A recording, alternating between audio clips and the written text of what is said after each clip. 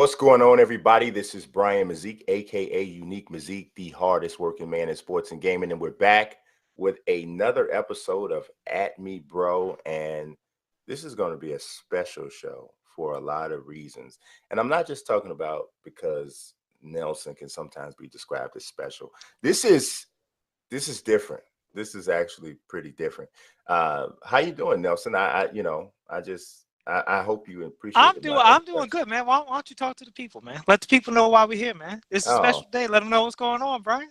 Okay. See, first of all, don't keep them in suspense, Brian. I ain't gonna say nothing because you sound real. You sound real shady. And on top of that, right now on camera, you kind of look like a cat burglar. But I'm not gonna say it's okay. It's okay. But check it out. All right. So check it out, guys and girls. Originally, we've been talking about the 10,000 view goal, right?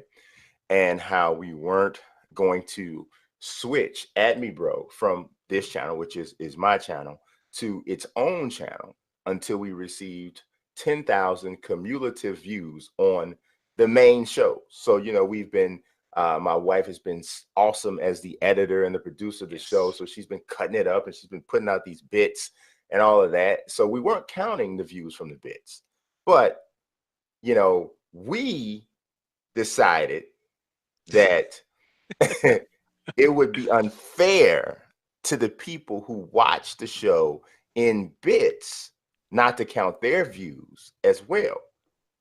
So and this was motivated, right, by the fact that we have a very loyal audience. This is just, and because you guys are such a loyal audience, yeah. I gotta let y'all in behind the scenes. See, now look, first of all, the lies that are about to spew of this, I keep trying to tell Nelson, don't let the devil use him.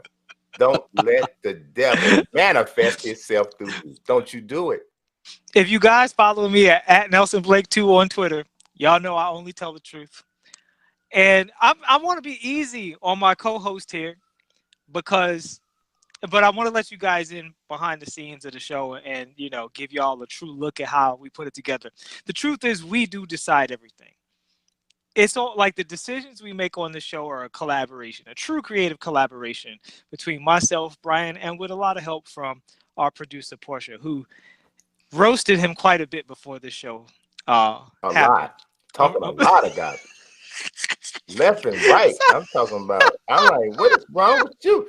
I'm just like, what's going on? I mean, just out of the blue, all types of stuff she said. I'm like, well, what in the world? And it was good material, y'all. It was good material. I was sad we couldn't share it with you, but not everything for everybody. However, right. I'll be honest with y'all. When Brian said we're not counting the main shows, I was as surprised as many of y'all might have been because we had never discussed that. We just had cumulative views. And actually, I did say that, but people have a habit of not listening to what I'm saying. Yeah, I definitely don't remember that. And yeah, that's what happened. But it's okay. The important thing is understand.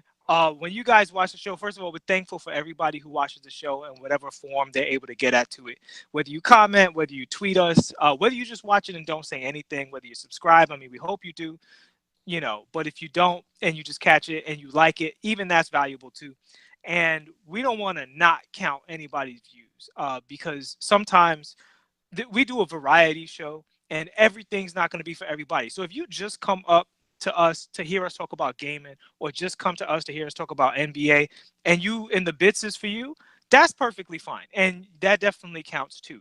And the feedback on some of the bits has been so tremendous and just inspiring that's the show as well as the main show. So it all counts. And I honestly thought that from the beginning because for me, that's how I view stuff sometimes. There's a bunch of podcasts I watch that when they cut it up, like Joe Rogan, sometimes the cut up segments is all I'm able to catch. I don't like Joe Rogan any less because of it. So all of that counts. And by that counting, you guys surpassed 10,000 views a while ago. I don't know what the exact numbers are. B has a better track on that than I do. But how's it been, B? It's pretty much well over over 10,000. We are very much appreciative of the response that we got from the LeBron James calling himself a GOAT. Was he wrong to call himself the GOAT? That video on its own got 5,400 views. Yeah. So that by itself was halfway there. And then there was also a video about my main man, Derrick Jimmy Rose. Butler? Oh, I thought Derrick you were Rose. the guy. Yeah, the guy. Yeah, my main man, Derrick Rose. That one did quite well too, well over 1,000. Then we had one we were talking about Zion Williamson, and that one was over 1,000 as well. As a matter of fact, the Derrick Rose, it was what are Derrick Rose's Hall of Fame chances? That one's up over 2,000. So very much appreciative of you guys and watching the content consistently, whether it be in bit format or in full show format. One other thing that I want to say, and I'm going to have to say this, I know in a couple other formats on a couple of other platforms, is that I had been previously doing Ask Mazique, and Ask Mazique was a question that was directed to me, and I would answer it in these separate videos.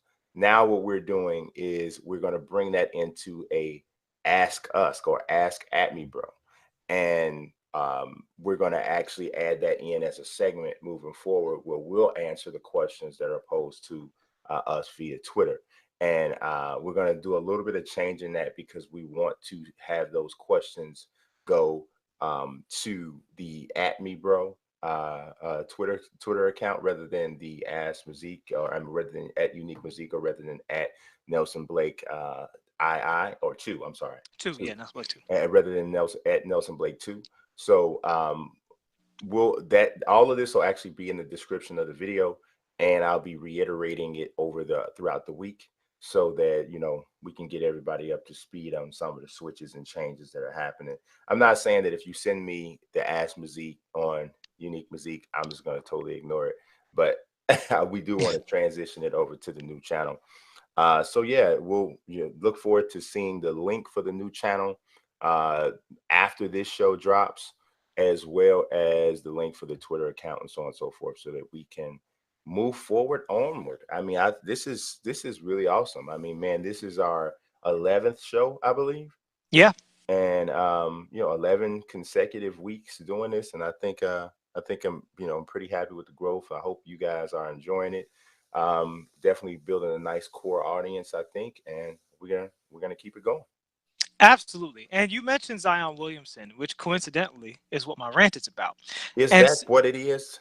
It is, actually. And speaking of our audience, this comes from a friend of ours and an audience member, a guy who's been very supportive of Sim Nation, but was a guest on that show once, K-Dre, and he asked us to chime in on the Zion Williamson thing. So shout outs to you. Again, we appreciate everybody watching the show and giving us feedback. I thought this was a good one for us to tackle because I'll be honest with you, I was a little hot on this one when it came up last week, this idea that Zion Williamson, should he sit out? And I wasn't hot because of him sitting out to protect his future, if that was required, or quite frankly, if he felt like it. I was hot on all of the people coming out acting like Duke is paying him. There are a lot of people comparing his commitment to Duke to an NBA player's commitment to their contract. See, that is the actual difference. That is why he would sit out. Because he's not getting paid. If they start paying him, they don't have to worry about him sitting out because he'll have an obligation to them. He's not on a wage, and he's making them millions and millions of dollars. And collectively, the NCAA, athletic student body is making them billions of dollars, and nobody is being paid. And if somebody's making money off you and they're not paying you, you do whatever you damn well please. That's not a commitment. In this current state of the NBA and the NCAA, it's coercion. And people want to say, oh, well, these guys are going to make millions. First of all of these kids aren't going to make millions. And the scholarships that they're on aren't all favorable. You play here for a season and you get 4 years of school out of it scholarships. Some of them are, you better show up next year or you're out of here scholarships. And the transfer rules are also extremely unfriendly.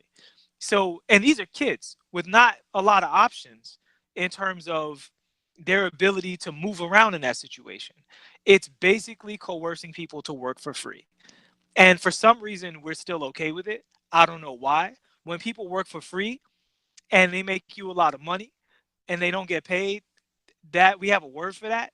And it's not a black-white thing, because there's plenty of white athletes getting screwed over too. Plenty of Asian, Latino, everybody's getting screwed over if you're an athlete for the NCAA. Until you a coach, you're not benefiting from this stuff, or equipment manager or something like that. So these kids need to be put out of a system where they should play for somebody for free, and it needs to become more like it is in other sports or other countries, where they are being trained to make money over the course of their short careers, because most people stop playing by the time they're 30, 32 years old.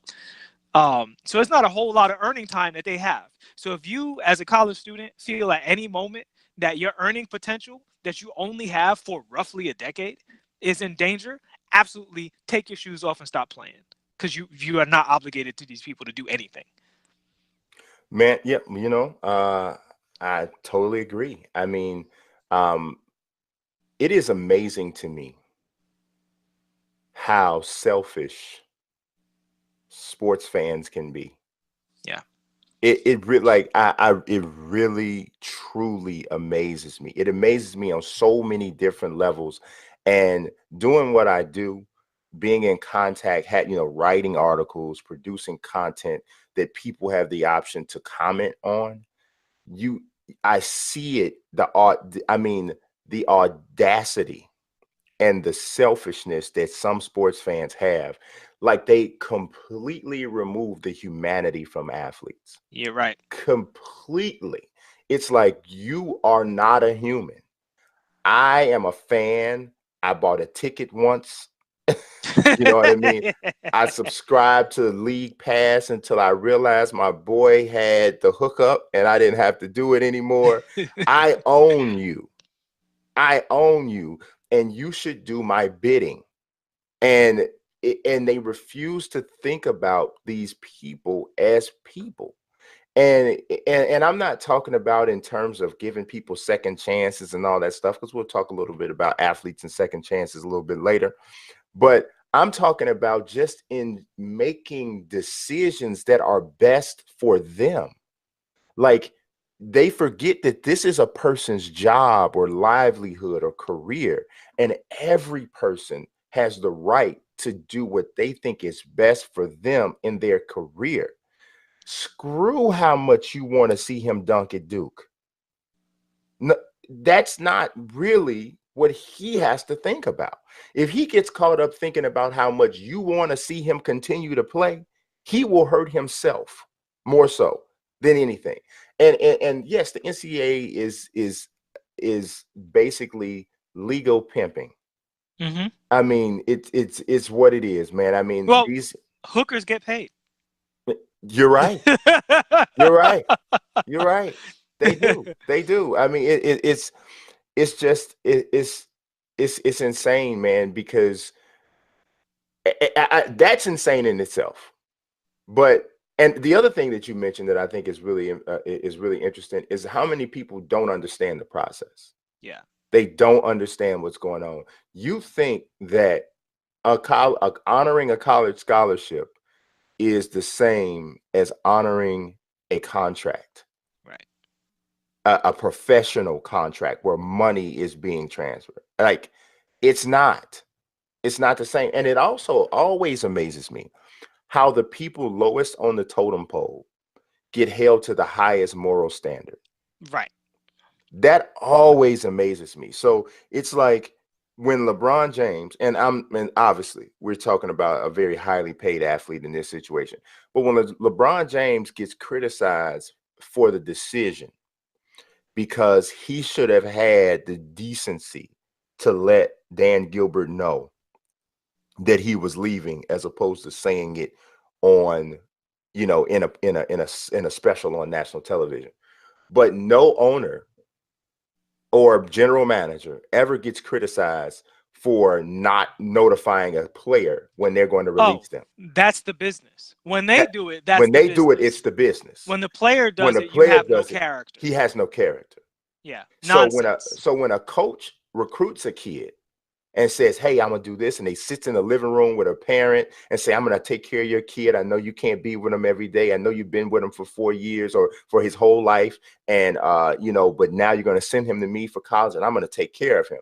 And then that coach gets an offer from another school, and 2 weeks later tells the kid, oh, I'm not gonna be here anymore. But my kid decided that he wanted to go, and we decided I'm gonna send my kid to the school because you made us feel comfortable. And now you got a better offer and you're leaving. Now, I'm not saying there's anything wrong with him doing that, but don't then turn around and criticize this kid when he makes a decision that's best for him. You know, so as fans, we get so caught up in what we want to see and how we want to be entertained that we expect for the people, for these people not to be people. And it's like, it's crazy. I mean, this might seem like it's a little far off, but just this to me further explains just how selfish fans can be. The Washington football team, and I really don't even like saying the name, right?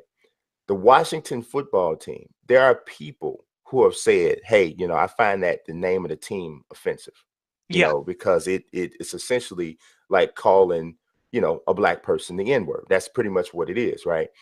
And then, of course, there's some Native Americans that say, well, I don't find it offensive. But then there's a whole faction of them that said, yes, right, this is offensive.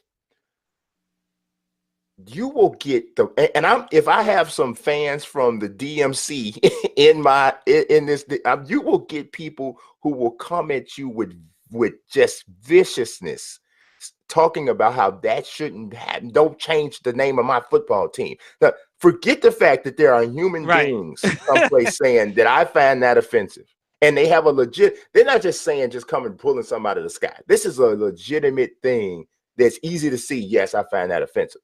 People are so attached to their football team or to this tradition that they have that they literally don't care about how other people feel because they're that selfish about their sports. And this, it's insane, man. It really blows my mind at times. And nobody loves sports more than me. There is nobody on the planet that loves sports more than I do.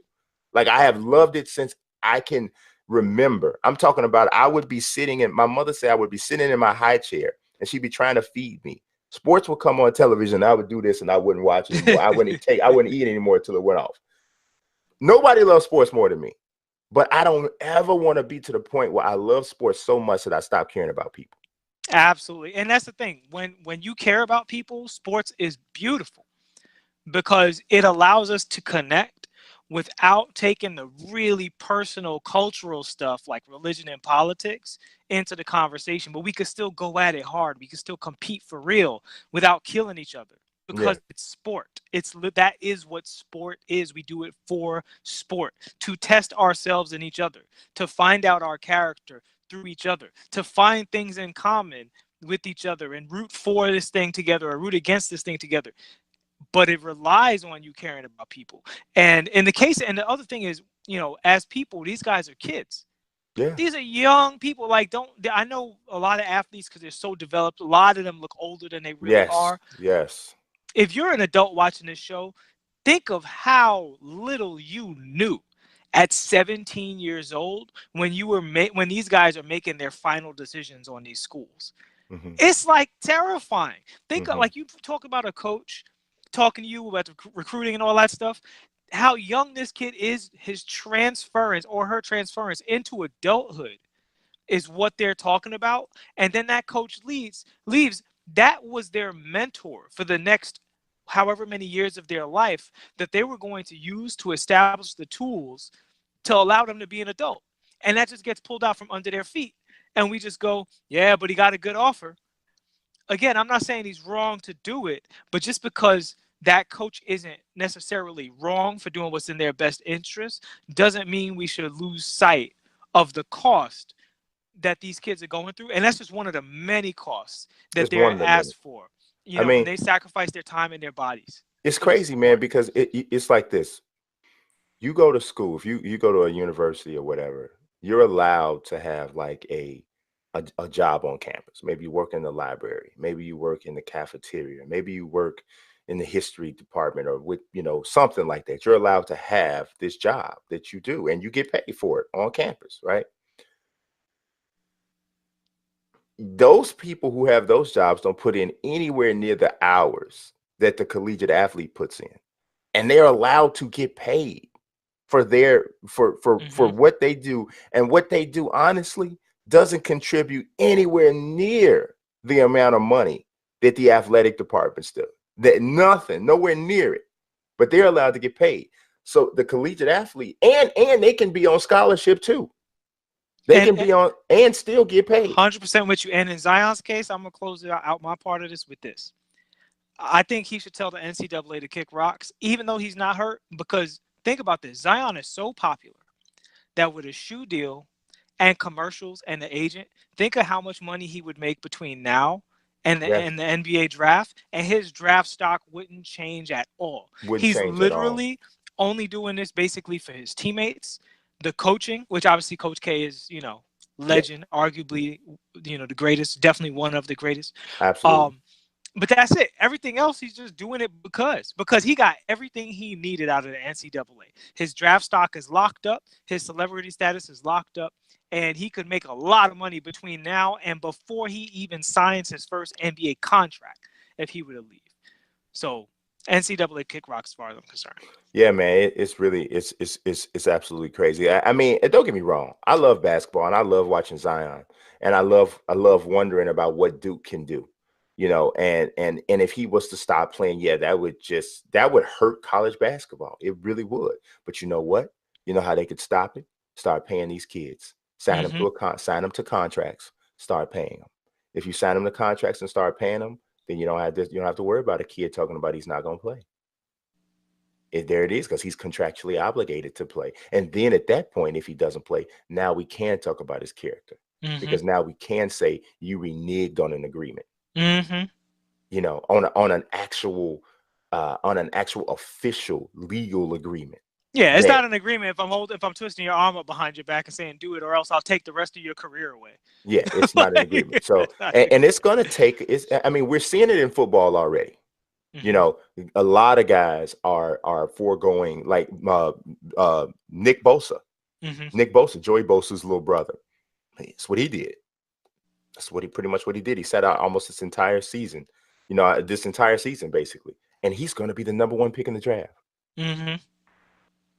Everybody already knows. They already know. So it is what it is. But something that everybody else already knows, at least but one person, is that Manny Pacquiao beat the brakes off of Adrien Broner on Saturday.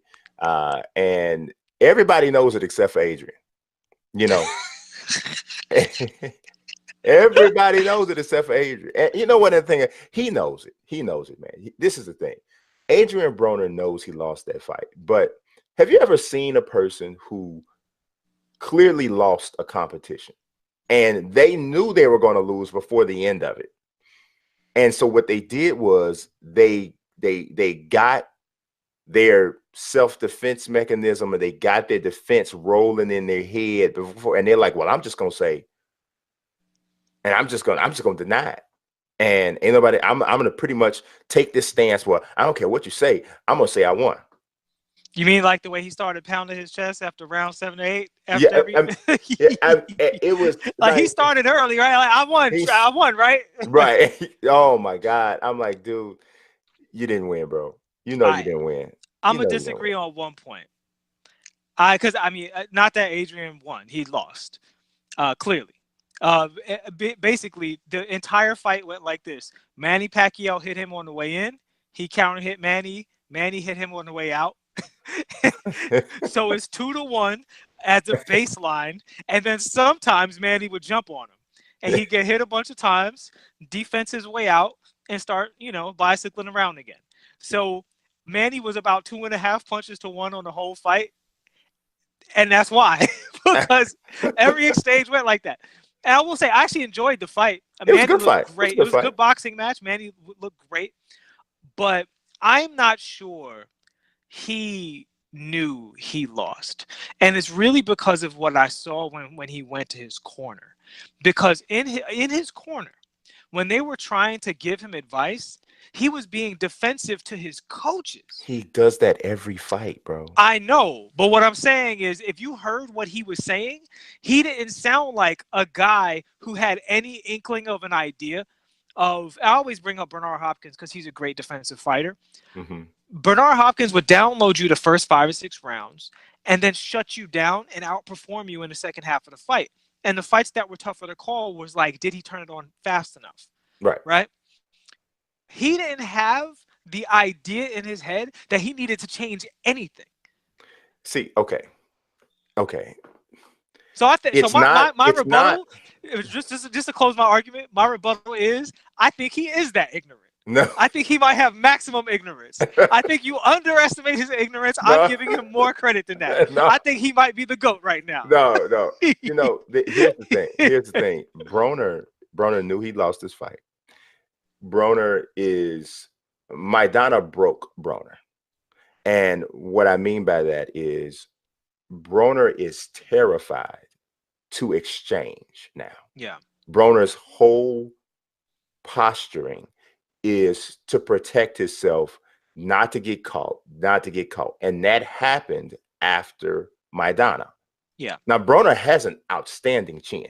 He has an outstanding chin. He's only been dropped twice ever. I think I've only ever, he got hurt against Pacquiao. And then the only other time I've seen him be hurt was against Maidana. He got dropped twice against Maidana, got hurt 4 or 5 times. But that fight changed him. The thing with Broner is Broner was undefeated, and he looked like a world beater at 135. At 135, he looked like, I mean, nobody was going to touch him. The problem is, no pun intended, is that now his body has kind of matured up out of that range. Yeah. He can't make 135 anymore. Also, I don't think he has the discipline to even come close. But he just probably can't make it anyway. He's too muscular in the neck and arm and shoulder area. His body just is not going to really carry that 135 anymore. But the problem is he doesn't have the same power at 147 that he had at 135. So he fights this slap boxing street alley style on the back foot. Wow. You know, like you seen guys slap boxing in the street. His style is very similar to that. And he does have quick hands, but he's very economical with his punches, but he doesn't have the power to get the payoff that he used to get. He used to be able to counter punch, counter left hook, counter straight right after you throw a jab or after you come in with a wilder shot. He used to be able to counter with those punches, and they would have a bigger impact when he landed. At 147, he's not getting the same impact. So what he has to do is he has to up his activity, up his punch total, and he's not willing to do that because there's risk in that. You took the word right out of my mouth. His road to being a champion, because I think he's a great fighter. He's not a great fighter. Well, no, I think talent-wise, skill-wise, he has the tools. I think all of his problems are his inability to mentally commit to the fact that he has to be riskier than he wants to be. I think that change alone, and he could be a lot better than he is without any of his skills actually changing, just how he applies them. You know what I mean? Definitely he could be a lot. If he was more active, he'd be a lot better fighter because he has fast hands. Yeah, he has fast hands. He has a good chin.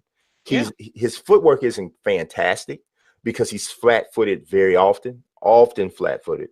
But it's not horrible either. It's not totally just trash. He has good protection above the waist. Yes, and also the secondary protection is that he can take a shot. Yeah, you know. So and that's the thing. But he has to be more active. He would be a guy who could potentially knock guys out through cumulative punishment, but he simply doesn't dish enough punishment to get that result. And that's really his problem. Like I don't think it's either he doesn't know how to win rounds or he's not willing to do what it takes. And I think it's that he's not willing to do what it takes because Broner has had multiple trainers. and they all have told him the same thing. Like what you heard in the corner for that fight, you could run it back about 6 or 7 fights and you hear a different trainer saying the exact same thing to him. Dude, you got to get busier. You got to get busier. You're not throwing enough punches. You're not throwing enough punches. This was told to him by Mike Stafford, who he demoted to a lower role. Kevin Cunningham's telling him this. Every analyst that has ever watched has said this. Paulie Malignaggi wrote the blueprint on how to beat Broner. He didn't have the power to really put it into effect, even though I scored that fight a draw and he only won by split decision. Broner won by split decision. But Malignaggi was kind of alluding to it during the broadcast. He was saying Broner can be touched to the body. He said you have to touch him to the body. Once you start to touch him at the body, you start to shut him off. You start to shut down his activity. And once you shut down his activity, he tends to go into a shell. He had it. He didn't have the tools necessarily to put it into effect, but he had it. And then the next fight after that, then you see people pretty much putting Malignaggi's game plan into effect with people who had more tools. And I mean, dude, literally, Broner hasn't won a fight in 2 years. Yeah. And I want to give Pacquiao a lot of credit because Pacquiao said, and he told us the truth. He said, I wanted to be more aggressive and go get him. And they said, you don't need to do that. Just be aggressive enough to outscore him and he's going to hide from you. Yeah. And he said, and that's what he did. And that's how I won the fight. And that's 100% true. And I think it's also true that if Manny really wanted to, this would have put him in a little more danger. But he could have gone and got him. And I think it was very smart for him not to do that. Because I think in the fight, Manny sensed, man, if I could, go and get this and make this more of a war, but I'm winning. So if he going to sit here and lose, fine. Yeah. Which is why it's so funny that Broner's in denial and, shouted out the way he did. By the way, for all of our watchers, if you guys can find that video of Broner's speech, you might even know what I'm talking about. Yeah, I know exactly what you're talking about. Being superimposed over TJ Dillashaw's at the end of that is hilarious. It's Broner's words with TJ Dillashaw lip syncing after he lost to Cejudo. Brilliant. But it's so funny because Broner's coaches, the commentary guys, Brian Mazique, Nelson Blake, Pacquiao, everybody knew what was happening and what was going to happen. And he's like literally the only man on the planet who has no idea what went on. And that is a little sad. Yeah, I mean, anytime somebody asks you, did you win a fight? And your response is, in my mind, I feel I did. I don't care if we're talking about in the street or wherever. If that's how you respond, you know you lost that fight. Yeah. You just don't want to admit that you lost that fight, but you lost the fight. And so yeah. I mean, dude, Broner, they have to be extremely careful with who they put him in the ring with next, because he's lost. Like I say, he hasn't won a fight in 2 years, man. Jim Gray told him you're 3-3-1 in your last 7 fights, and he tells Brandon, "Well, I'll be 7-0 against you."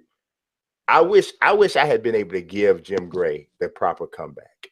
But Jim Gray had a decent one. He said, "Oh, well, that wouldn't really mean much." I would have told him, "Well, you would still have to throw more punches than you threw tonight."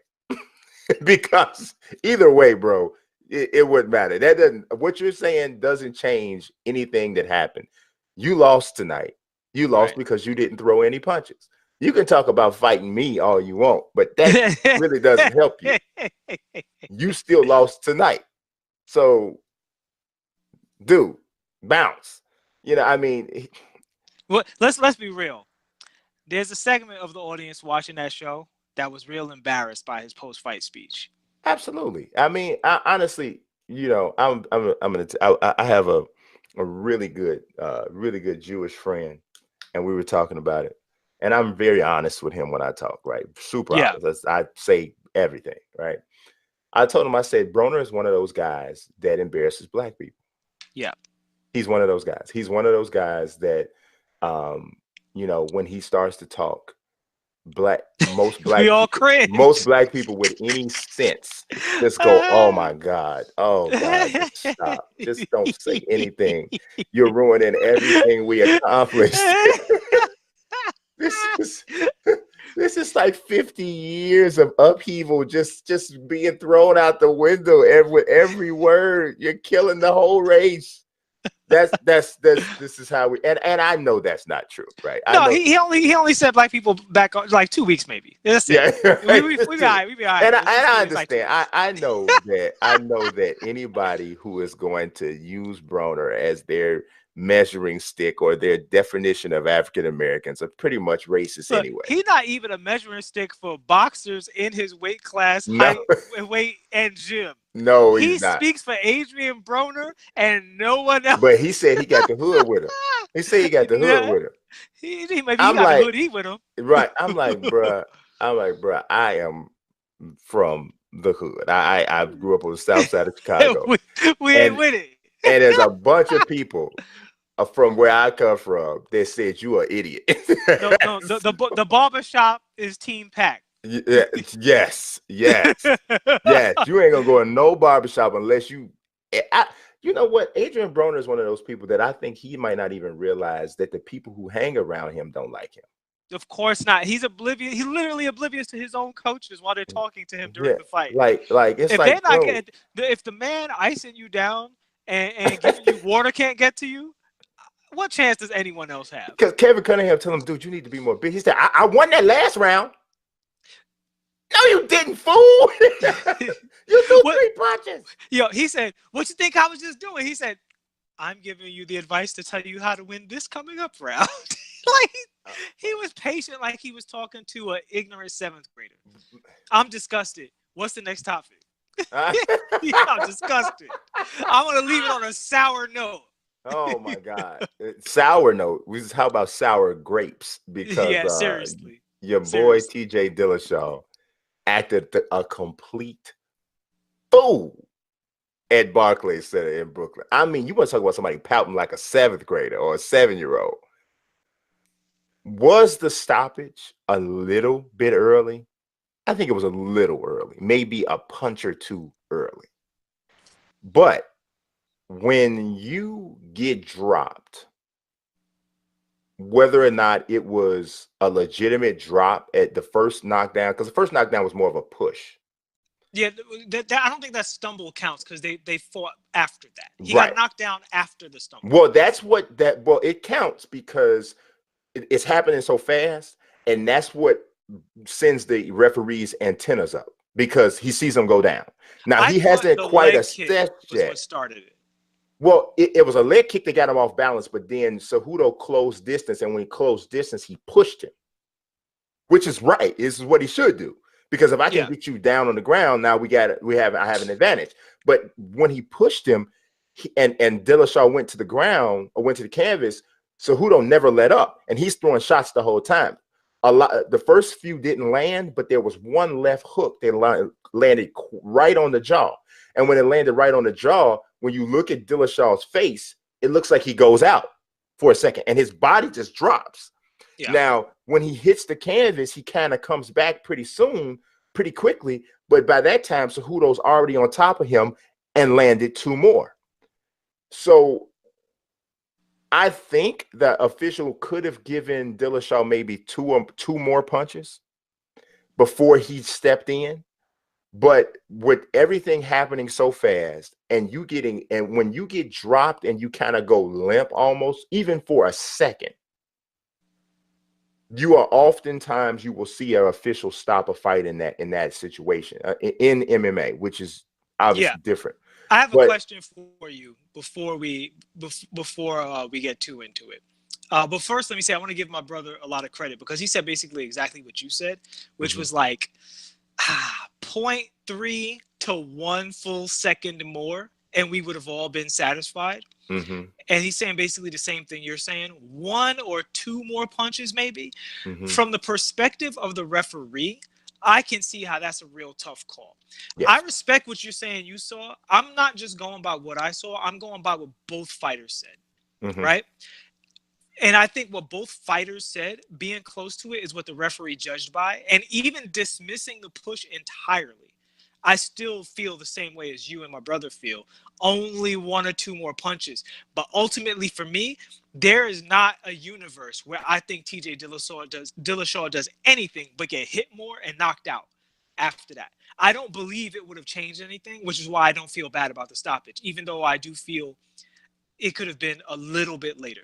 So what Cejudo said was, I went to get him with a leg kick, and I felt that it hit him in the head and it grazed him, but I felt him go a little limp from it. So I knew that it hurt him somewhat. And that's why I started pushing. And what Dillashaw said was, I ducked one of his punches and it hit me in the back of the head and it gave me vertigo. So they're both saying the same thing at different times, that Dillashaw got hit and then he went off balance and he couldn't recover because he was still getting hit. But he was saying, I'm not unconscious. I wasn't out of my wits. I was just physically dizzy. Like, if you let me tough it out, and he wasn't hurting me to the point that I would have been knocked out. Now, I disagree with him, but I agree that that's his perspective. I totally get why he feels that way. But from the referee's perspective, the one thing I disagree with that Dana, Dillashaw, and a couple of commentators have said is that he was intelligently defending himself. Yeah. If at any point after the kick that Cejudo's referencing, if at any point after that kick, Dillashaw had actually pulled his arms up to his face like he was warding off an attack that he knew was coming, I would be on his side. But Dillashaw, from that kick on, did nothing but get hit in the face and wobble around searching for a leg. Well, searching for a leg is intelligently defending yourself.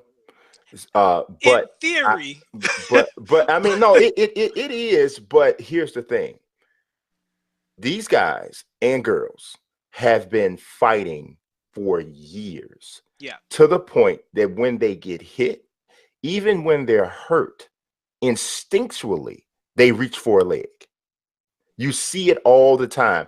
I've seen guys completely out of their minds, girls completely out of their minds after they got knocked down, and they're grabbing the referee's leg. Right.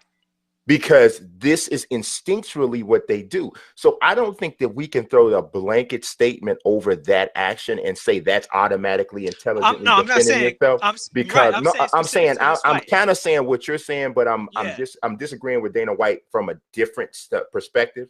Like he's pointing to the fact that he's grabbing a leg, and that Dillashaw's pointing to the fact that I'm grabbing a leg and saying that that's intelligently defending myself. That doesn't mean you're not pounded out. Because we've seen people do that, and they have to be told, bro, that's not the fighter, that's the ref. And that's the thing. What the more traditional intelligent defense is: arm, elbow up to the face. Even and we've seen people lose fights and get knocked out from that position. But when you have your guard up and you look like you're trying to withstand the storm, maybe you'll fight out of that. TJ Dillashaw was just getting hit in the face over. He was trying to get up, and that was the problem. He was trying to get up. He tried to get up like 3 good times and got hit and went back down. And to a referee, that looks really bad. It looks bad. It looks bad. And it might be bad. And honestly, I think it was bad. Yeah, I don't think he was what to quote Cedric the Entertainer. I don't think he was knocked out to the top of knocked outedness. But I think he was taking an Uber there. Yeah, he was. And you said something, and I guess this might to a degree maybe circumvent my point, but I'm not 100% sure that he couldn't have recovered. I'm not, because I've seen, but that doesn't mean that the stoppage wasn't right. I've seen people recover from stuff that I know for a fact the fight should have been stopped. Yeah. I've seen guys and girls come recover and make it through a fight, and I'm like, man, I don't care if he got up or not. That person took enough damage right then where they could have stopped this fight, and nobody would have said it was early. So that to me doesn't prove it. That's the thing about combat sports, man. There's a lot of gray area. There's a lot of gray area, and I didn't like the way Dillashaw handled himself afterwards. I understand he was upset. I understand. I can imagine what he put himself through to get to 125, to get to that weight. You know, he didn't even look well, to be honest. Like, he didn't even hydrate up as well as I thought he would. Like, even in the cage, he looked frail to me. And I also think that was part of the reason why he came off balance so easily, you know, because that weight cut was serious for him. And I think that has something to do with why he took it so hard too. It was like, man, I don't know. You know how hard I worked to get down here? I think he genuinely just believed that he was gonna get up from that. Because I don't think he felt like he was gonna get knocked out. I think he felt like he was knocked off balance and just needed a moment. I think he right. I do believe. I think his account of what happened is pretty good, which is an indicator of that. Again, even though I disagree with him, I agree with him feeling that way. I don't know if I agree that he looked frail, and honestly, I don't have a problem with the way he handled himself. Very, very emotional. And all I ask of you is that you don't disrespect your opponent or the audience or, you know, the sport in the moment. I don't think he did that. No, so even I if mean, he vented, that's fine, man. Like, he's a human being, you know, but he gave so much credit to Cejudo throughout the whole thing. And to do that, he gave a lot of credit to Cejudo way after. In the moments right after, he did not give a lot of credit to Cejudo. Didn't he, in his post-fight thing, say not to take anything away from him? He, you know, it's not against you, but he started doing that once he started to hear the boos. I mean, that to me, that gets nitpicky, particularly with what he's going through. And to me, honestly, I guess I'm basing this. I'm basing a lot of this off of just Dillashaw's general demeanor, anyway. TJ's, yeah, he's a different kind of dude, and he actually is. If you compare Dillashaw, the way he looked in this fight, compare his body to the way it looks in previous fights, he was visibly thinner. I mean, visibly thinner. Yeah. Like, I'm talking about, and it didn't. I'm a fan of Dillashaw. I watch his stuff. It didn't look like his neck looked pencil thin. I think he felt fine. I don't think he felt frail. I don't think he felt like his conditioning was an issue, and I'm going to trust him and his camp on that. Honestly, I'm really trusting his account because his account is extremely consistent. It's consistent with both him and what Cejudo said. Like, Cejudo didn't say, you know, I just beat his ass, I just destroyed him or anything like that. He caught him with. Cejudo says the kick started him off balance. Cejudo didn't talk too much about the specific punch behind his head. Dillashaw was basically saying, after the kick, I was off balance and I was ducking, and then the glancing blow got me and my balance was gone. But it didn't feel like it was a jaw issue necessarily. So I'm going to trust that Dillashaw was well prepared for the fight and just got caught and got put in a situation that he couldn't recover from, because Cejudo was also super excellent. I think that was, just give all credit to Cejudo for following up and jumping on him like that.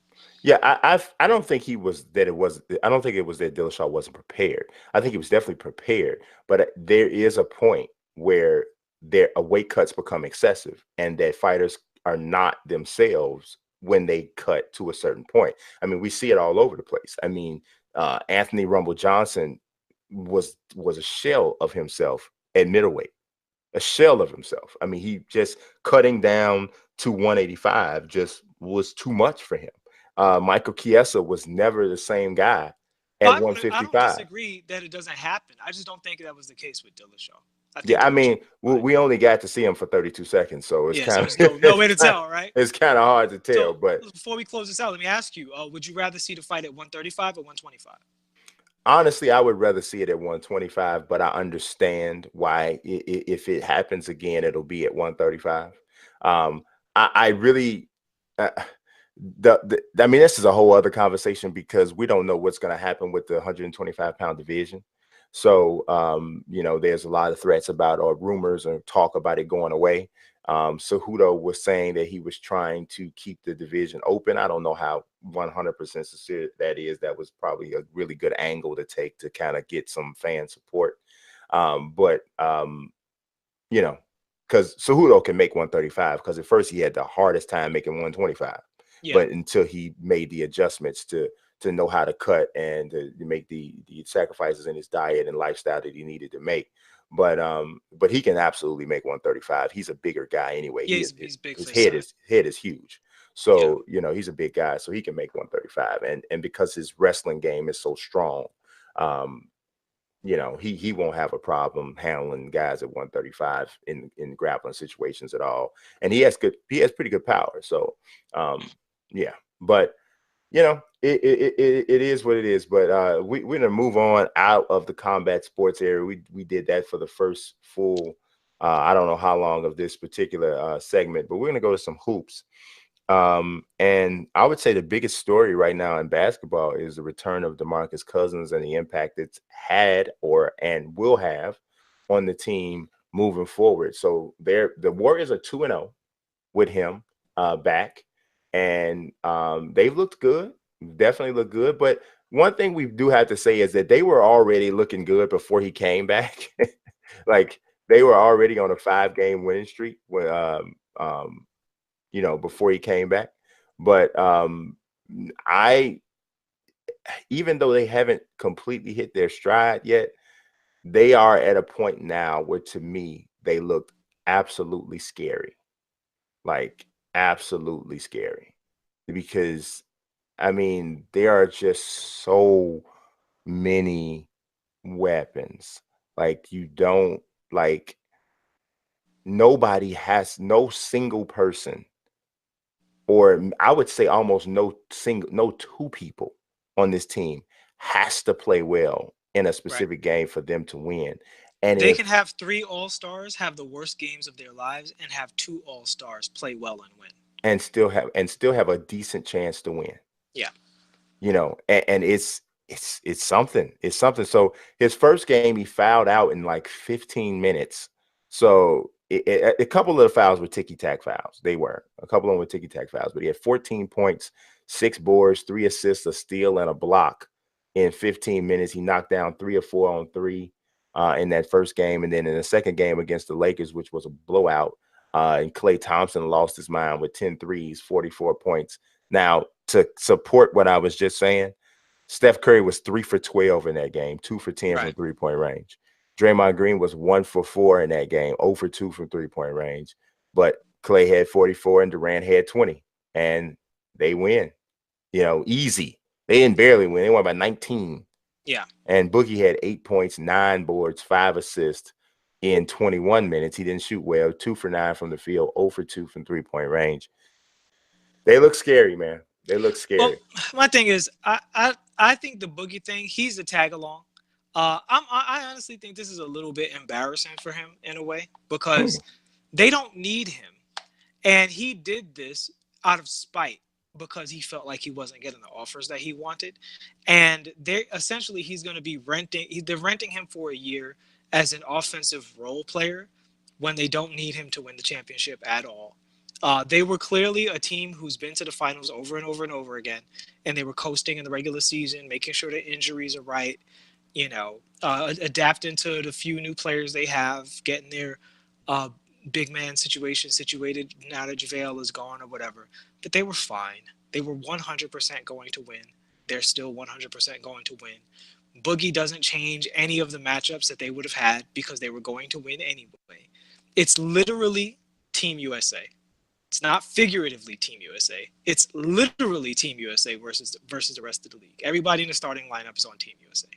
So does Boogie change anything? Does he make them more unfair? I mean, not necessarily, not really. I think it would be worse if it was like a Clint Capella type. That would be worse, because then you'd have then they would be less vulnerable in the pick and roll.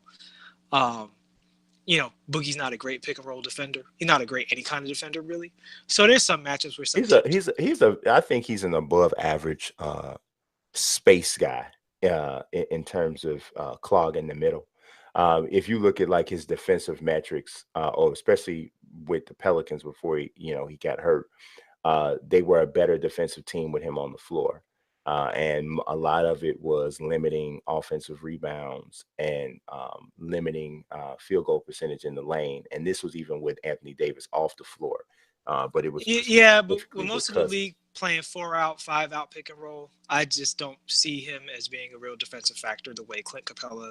Absolutely not. That's my entire point. It's not to say that Boogie's the worst defender in the world, but in terms of the better centers in the league, he is one of the worst defenders amongst the better centers in the league. So, because most of the rest of the centers in the league are either known for defense or additionally known for defense. But Boogie's obviously a great player, and it is what it is. But they were going to win anyway, so who cares? I mean, I think that they were probably going to win anyway. I would say 90%, 95% that they were going to win anyway. I think that what Boogie brings is if he continues. I disagree with one specific point that you said, though. What I think Boogie brings is that he is, I don't expect Boogie to be the 27-12 guy that he was in New Orleans or in Sacramento. It's just not enough basketballs around for him to get those type of numbers with this team. But I think the fact that he has the skill set that he has and that he can plug in as this type of a role player does make them potentially better. Maybe the end result is still the same, but the route to the end result could be different. We're not disagreeing on that point. I'm just saying I don't care the difference between winning by 18 and winning by 22. I don't know if that really matters to me. Yeah, I don't know. I mean, I think that they're at a place now where they could run the table in the postseason and not lose a game. Like, I think that if things come together, the way they can with this particular group, they do still have some depth issues, but I think they're at a place where they could potentially run the table and not lose a game in the postseason. And that would, to me, be a significant enough accomplishment where you'd be like, and I don't know that they could do that without Boogie. Like, they might lose a game or two. Not at the end of the day, they still win the championship, right? They might even get pushed even further than that. I mean, because I think that there are some teams. I think Oklahoma City and Houston, if they're healthy, could still, without Boogie especially, could still make Golden State nervous. I mean, because Oklahoma City's defense and individual matchups on offense, I think, are still a little scary for Golden State in a series.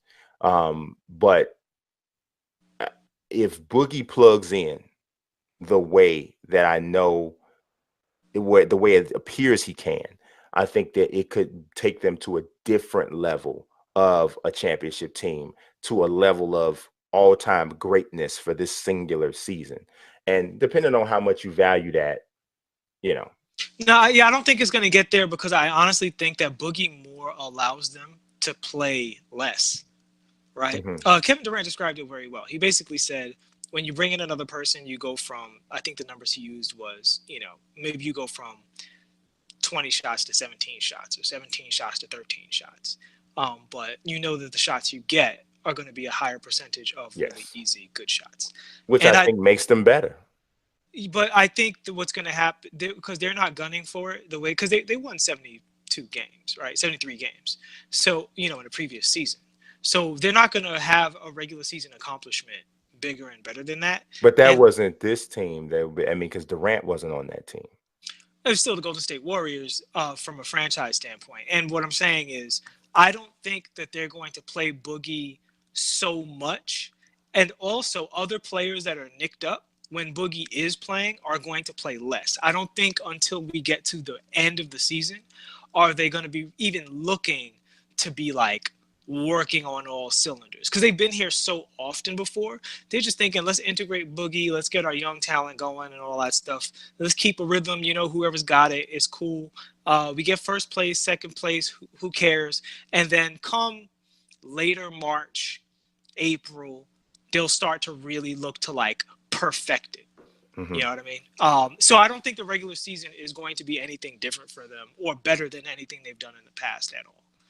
Yeah, I don't know. I don't know. We'll see. And you were saying, the part I disagree was you said you thought this was embarrassing for him. I don't think so. I think that because this playing with Golden State and being on this team seems to have allowed him to take his guards down a bit.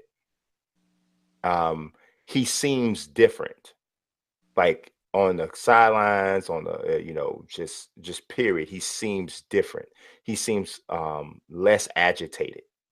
And I'm not one of those people that think Boogie just walked around agitated all the time just because of the way he would act on the floor. I know that's basketball, and that's a whole different. There's a whole separate guy to that, right? But he just seems different. He seems lighter. He seems to almost appreciate not being the only guy that people are talking to all the time. Like not being the main attraction all the time, because he just doesn't have the type of personality that he wants to be that guy anyway that everybody's always talking to. Because he made a comment after the comeback, the debut. He said, this was about the most fake love I ever received in my life. He said, just all these people over. He said, I don't know how Steph and Kevin and them do it all the time. This is just, oh my God, like I couldn't do this every day, you know? And so I think that being amongst all of those other great players is something that he really enjoys and he likes. So I don't know if he enjoys it enough to take less money to come back. Probably not, but I do think it's something that he enjoys. So I don't think he's embarrassed by it at all. I think. No, I don't think. I'm just saying from a legacy standpoint. Boogie Cousins before his injury was arguably the best big man in the game, and now people are, well, if Boogie comes back, is he going to be the same player he used to be? Oh, he doesn't really have to do anything because he's on Golden State. That's a really, really different place than going back head to head with Joel Embiid for the title of like best true big in the league. He's not going to be in that conversation until he leaves Golden State, which is, I don't know, from a competitive standpoint, that seems a lot to give up. Yeah, I think that considering you suffered an injury that had people questioning whether or not you would ever play again, and considering this is absolutely probably for all, this is probably going to be a temporary situation.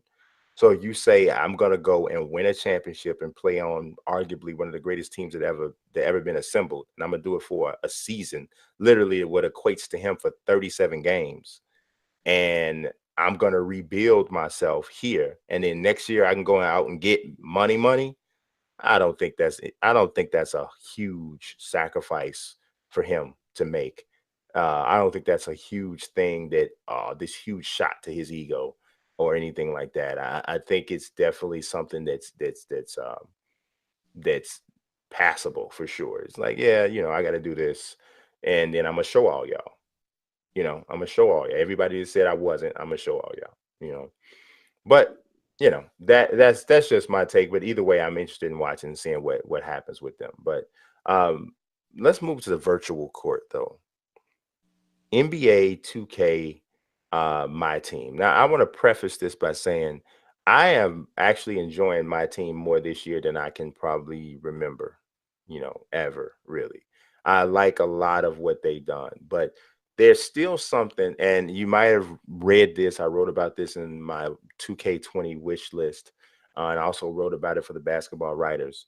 But there's something about the game, the mode, that I kind of still have a problem with.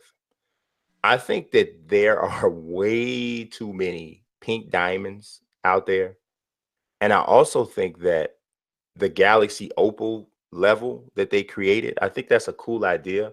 But I just have a problem with the players and the frequency in which they give these gemstones to. Like, I'm talking like, dude, like I went to LA Fitness and hit like 5 straight threes, and I came back and I had a pink diamond.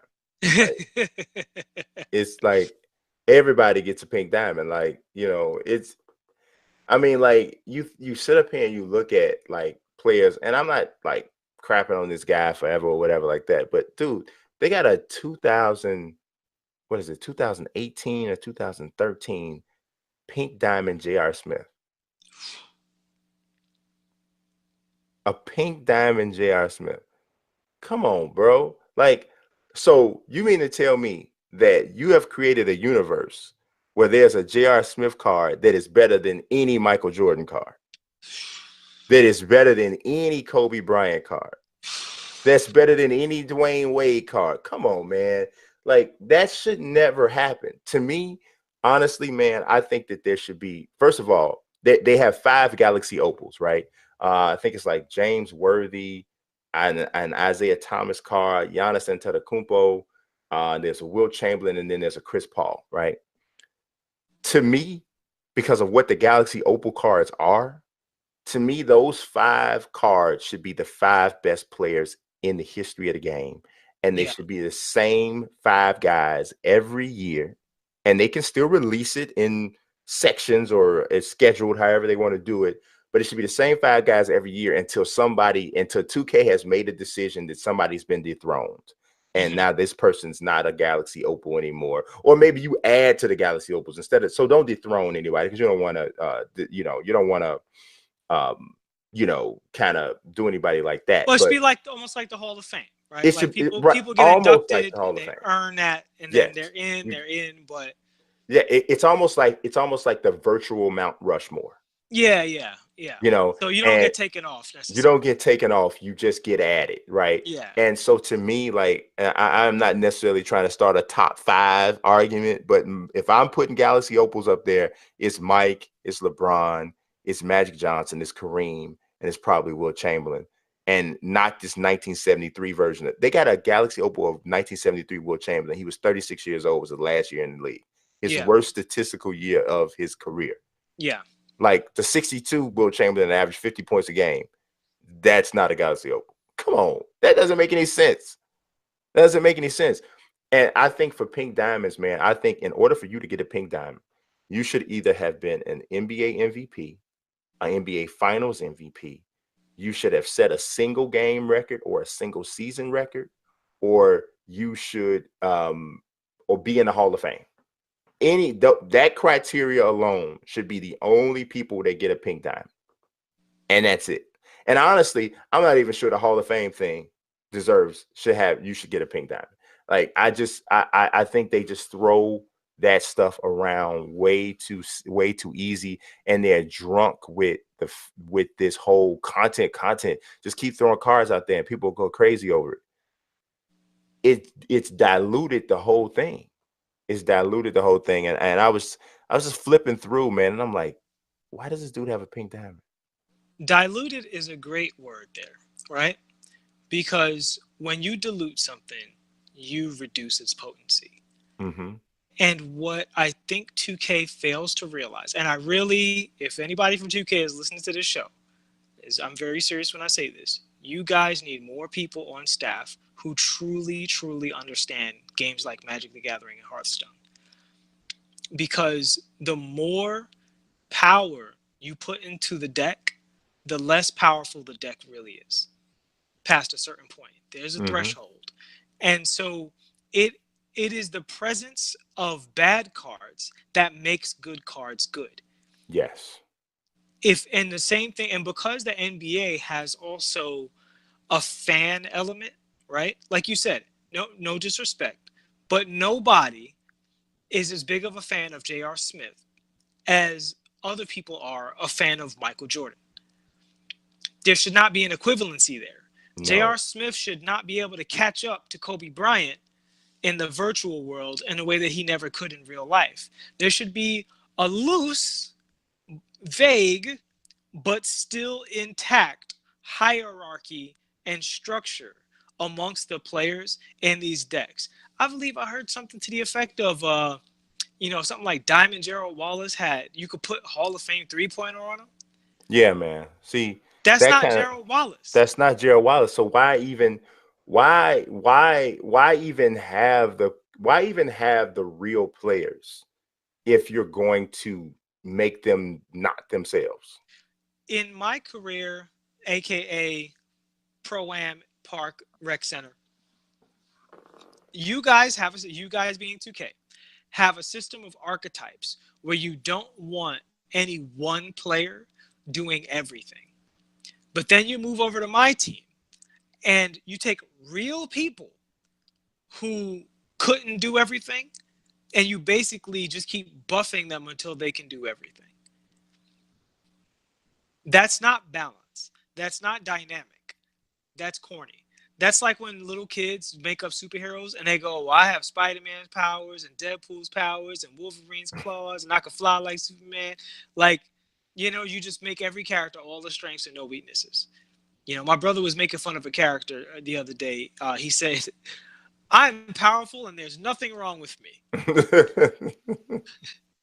Right. What's less interesting than that? Yeah. What makes a strategy important is what you give up. And if you keep putting these super powerful abilities on everybody, what are you forcing people to give up? Yeah, Not just from a standpoint of head-to-head gameplay, but also from the fantasy basketball standpoint. On some level, if this was more of a spectator sport, I would want to be entertained by a person accurately using Isaiah Thomas versus a person accurately using Steph Curry. A person accurately going with a team of, say, Jordan and LeBron versus a team of, say, Kobe and KD. How would that really play out, you know, on the sticks if they were using them the right way? That's entertaining to me. Mm-hmm. But if you give this guy all these fake abilities and this guy all these fake abilities, then the names are meaningless. They're just random names you're throwing on cards or random, you know, abilities you're throwing on names. And that is holding that mode back, both from a spectator standpoint and from a competitive standpoint. Yeah. You know, I actually don't have a problem with them actually making fictitious players. I really don't. Like, for my team, I think that for my team, if they had my team exclusives, right, where every month they created a guy, literally, and they started a little campaign and they gave the guy all these small little commercials and stuff. And I mean, really, literally went and got a real person, scanned their face and put them in the game and gave them whatever, you know, this person's really good at this person's really good at that. Dude, if they did that and made this person a pink diamond, people would go crazy trying to get this guy. I mean, I don't care. The dude name could be, you know, Slim Pepper Jack or whatever they called him. And they gave you his story through social media. They gave you his thing. They said, hey, this guy's this. He came from this part of the country. He's good at this, good at that. He had some kind of look to him or something.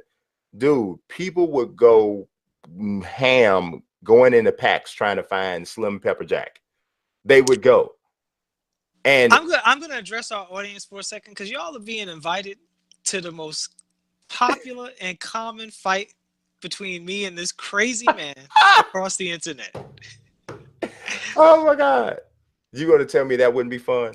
And I'm trying to talk to the people. Do you mind if we I just want to talk to the people for a second? I just want to talk to the people. I will address you in a moment. Oh my God. I just need to have a moment with our fans. They're very supportive, our watchers of this show. I just want to talk to them for a second and bring them in on what I have to do. I'm allow you to have your moment. Thank you. Behind Jimmy Butler and Derrick Rose, ahead of Jimmy Butler and Derrick Rose, yes, this is our #1 point of conflict. Even besides the fact that he's from that terrible city he's from. This is the problem. This is the problem right here. He likes to take a competitive esport type situation and bring his fantasy basketball storytelling into it. And it's not always basketball. It could be anything. You could be like, yeah. Let's come up with a mode where we go through the historic boxers and it's exactly like it. He's like, yeah, you know, it'd be great if you could invent your own guy and you go through his story and his car don't work. And so you got to sign up to the website to have them send you the car keys. And then you scan the car keys on your camera phone. And then you could drive to the virtual gym, and now you got to do real push-ups in front of your Xbox Connect, because everybody still got to connect. This is the problem with you. No, man. The mode is about NBA history, and the problem that we are having with it is that it's distorting history with a bad interpretation of card game ethics. They need to be more into NBA history, not less into NBA history. You know, let me position what I'm saying. What the concept that I'm saying is, if you're going to go fantasy and start changing stuff, at least create somebody who does not have this historical basis that everybody already knows, and then you just throw something out there that flies in the face of that. That's what I'm saying. So if you want to come up with something, that's what I'm saying. I'm saying if you want to go fantasy, go fantasy. Game of Thrones fans know why I'm saying Hodor. We must protect the wall. The wall is that this is an NBA historical mode. The dudes coming over the wall are the evil white zombies. That is this fantasy nonsense ruining the game mode. No, There's no, if they get over the wall, let's start cannibalizing each other instead in case we run out of food. No. Don't let them get over the wall. Hodor. Look, this is what I'm saying. I'm not saying they have to add this. They definitely don't. They don't have to. But I'm saying, if you did want to do the fantasy angle, I'll put it like this. Fans would love that.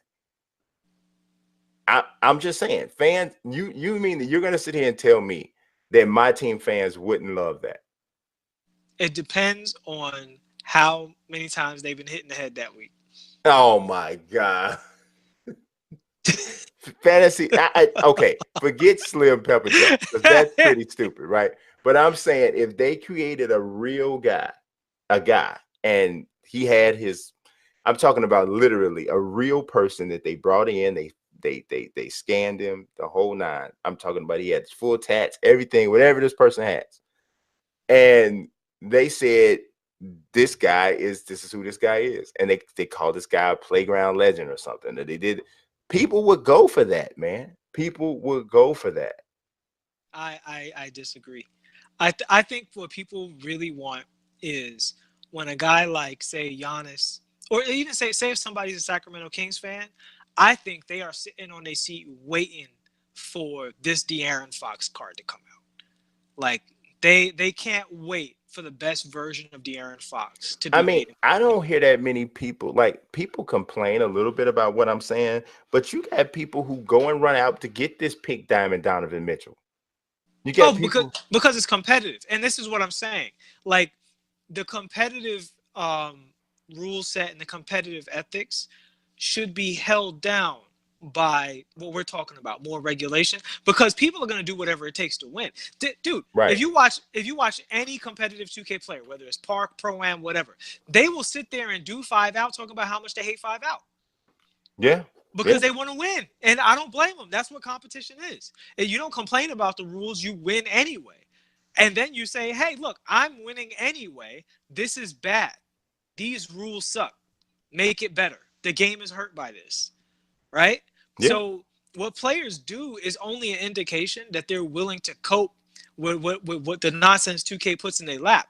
But what would be best is having it be more regulated, so that people would actually have to choose. So that part of the skill is how much you can get out of a less obvious resource. Yeah, we agree for the most part. We agree for the most part. Good. You just don't like Slim Pepper Jack. I love Slim Pepper Jack. In fact, I'm making a personal request. In either the next wrestling or UFC game, I want some Slim Pepper. In fact, if you're doing a My Career next year, yeah, I miss you, My Career, man. Yeah, I already have my character for My Career, and I'm not gonna say his name. Okay, but I'm not gonna say his name. I'm making a request right here in front of the people. Slim Pepper Jack. Because I want Slim Pepper Jack in one of these sports games. I don't even care which one, but one of these sports games coming up. If it's the show, I'll even watch that. If he's the pitcher or whatever, that's awesome. Yeah. Slim Pepper Jack is on the way. All right. Yeah. All right, so Slim Pepper Jack, See, it's a problem is when you're a creative person and people don't appreciate your creativity. That's what's the problem is.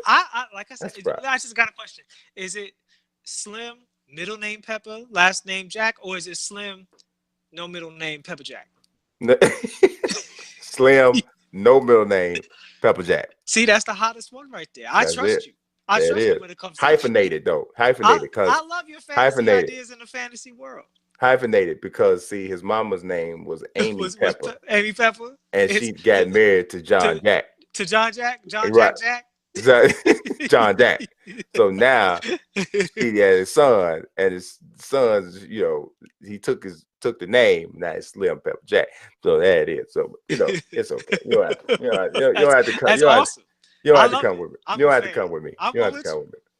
Anyway, let's go to hot and cold, since though we're not getting any type of respect here. Slim Pepper Jack ain't gonna come out and play with you. No more. No more. All right, so let's talk hot and cold. And we did get some feedback. Somebody said they wanted us to keep these shorter, so we're gonna hit these like we're gonna hit them like this is gonna be straight Cejudo Dillashaw type hit. Bam! It's quick. It's out. All right, Cameron Reddish, hot or cold? Warm, hot, talented guy. He's in a tough situation, being the young player that he is, on a very, very talented squad. It's not just Zion and RJ Barrett. They have on a college level, they have a lot of good players.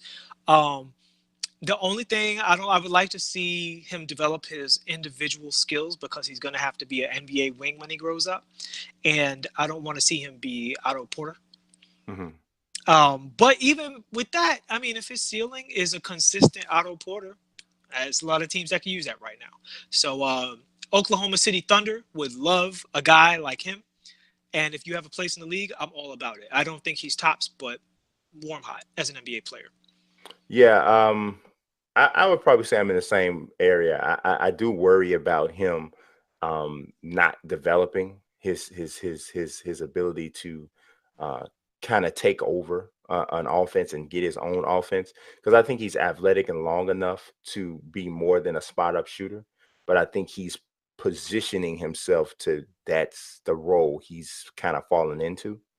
And I think he could be more than that. Now, I don't know if he's, you never know. He could be working on that constantly on his own, and I'm sure he probably knows that. He has advisors and people are telling him that.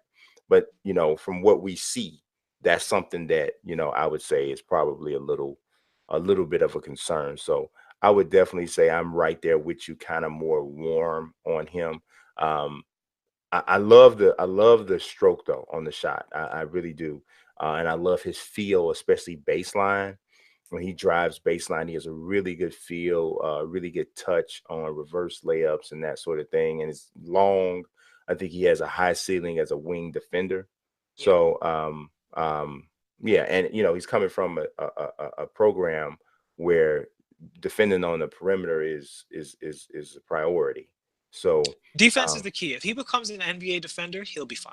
Yeah, he'll be fine. Especially, I mean, with any level of offensive talent, if you're an NBA defender, you're gonna be fine. You're gonna be fine. So next topic is Ja Morant. Now, my man, blazing hot, super hot. I've been looking at Ja for a little while now, because as a Knicks fan, and I'm sure you as a Bulls fan, the draft is much more interesting to you this year than it normally is, and and the thing I love about it is because of Zion and RJ Barrett being so talented, that makes the draft very deep, because you don't usually have just hands down, can't lose, top of the line guys that are locked in as tight as they're locked in.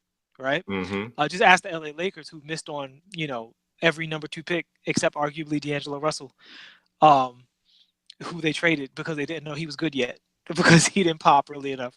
Right. Ja Morant, he almost unfortunately has gone from the guy that you were looking at and saying secretly, oh shoot, this is the best point guard in the draft, to, is he the best college player right now? Yeah, man. He reminds me of when I saw Allen Iverson play in college. Yeah. When you saw Allen Iverson despite the fact that he was 6 feet tall, even though obviously John Morant's bigger than he is, he was just like, "Oof, this guy is it right here, boy. This dude is a monster."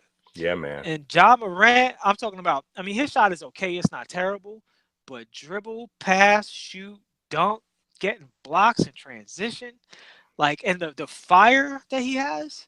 Yeah, man. Ooh, ooh, he definitely looks like he's in a like a cross between, a De'Aaron Fox and a Westbrook. Yeah, I don't think that's a bad comparison at all. I really Yeah. don't. And I mean, because body wise, he's built very similar to De'Aaron Fox. Very, Yeah. very similar. And that explosion and the way he finishes, he's the same type of 6'3" long that that Westbrook is. Yeah. Because Westbrook's 6'3", but just something about the way his He's body is bigger. made. He looks longer and bigger than 6'3". And Ja has that same look to him, right? Bigger. I can't wait to see him. I can't wait to see him in the tournament. I really can't, because I want us, and I hope that he gets a matchup against a big time school, a really big time program, and so that he can be seen. I know that they played Auburn earlier this year. They only lost by 5 points in that game. He had 25, but that's the only ranked team that they've played all season. So that's one thing. So but I do want to see them play against those types of teams, because he hasn't played against the best competition. So that's what you're going to hear people say, oh, these might be inflated numbers because he's not playing against the best team. But I mean, he played against Alabama earlier this year. They did lose by 6. He had 38 and 9, but he also had 10 turnovers. The game against the Auburn, he had 25, 8 and 7, 5 turnovers. They lost by 5. Didn't shoot the ball well in any of those games. So I don't think anybody's saying he's like the finished product or anything like that. He's going to walk right into the league and just whatever. But man, yeah, I'm absolutely hot on this. This kid is, he's exciting. Yeah. So, and real quick, you talked about something about him, like in terms of his explosiveness. Somebody misconstrued what I said about Zach LaVine, that it was just about height, that his jumping ability wasn't a factor. I think people overrate jumping ability and they underrate the rest of the athletic skills leading up to it. There are a lot of great leapers who get into the NBA who don't dunk a lot or finish a lot or well in traffic, and their athleticism isn't as much of a factor as it is for other people. One of the best examples of this is LeBron James on the plus side. He's a guy who was super athletic and you felt it all the time, right? You were always aware of his athleticism. A version of that on the opposite end is actually like a J.R. Smith, who when you see him dunk and you look at even his ball handle is not the greatest, but pretty good, and you look at his shot, you would say, with your shot and with your handle and your jumping ability, why aren't you Vince Carter? No, I've said forever, J.R. Smith should have been the best 2-guard in the league. But J.R., even on his best day, J.R. didn't have the other physical abilities that Vince had to be a great dunker. I don't think JR's in-game dunker. I don't think JR's issue was physical at all. I think it's all mental. I think it's mental. Vince Carter played with a ferocity, and that's why you felt his athleticism all the time, because he played ferociously. Go back and honestly, and let's table this for another discussion, but just to leave you with this, really look at Vince and look at his first step and look at JR's first step and tell me that these guys are the same athlete. Oh, yeah, I wouldn't say same athlete, but I would say that take jumping ability off the table and compare the rest of their athletic skill set, and I think you'll see what I mean. But let's move on. What we got? I mean, I see what you mean. I think it's still a lot of it's mental, but let's move on. Since we're talking about mental, the next thing on hot and cold is Greg Hardy as a fighter. So we're not talking about anything outside of the cage, or I mean, you kind of can't help it, but as a fighter, Greg Hardy was on the co-main event, which I thought was an absolute travesty that he was on the co-main event of UFC on ESPN Plus. And I didn't think it was a travesty because I'm this person that's so against him getting a second shot. I'm not one of those people. You know, I just, you know, the whole point of the rehabilitation process in the country is to basically rehabilitate people so that they can go back out into society and be productive. So I'm not one of those people that's saying, oh, you did something horrible, so now you should never ever be able to work again.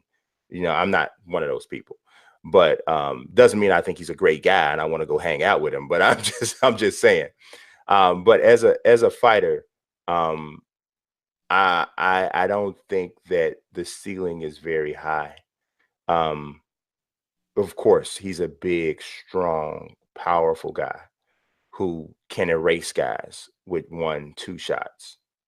But the problem with picking up MMA so late in your life is that there are core skills that you will never catch up with a person who's been doing it for much longer, because he's already 30 years old, 31, I think.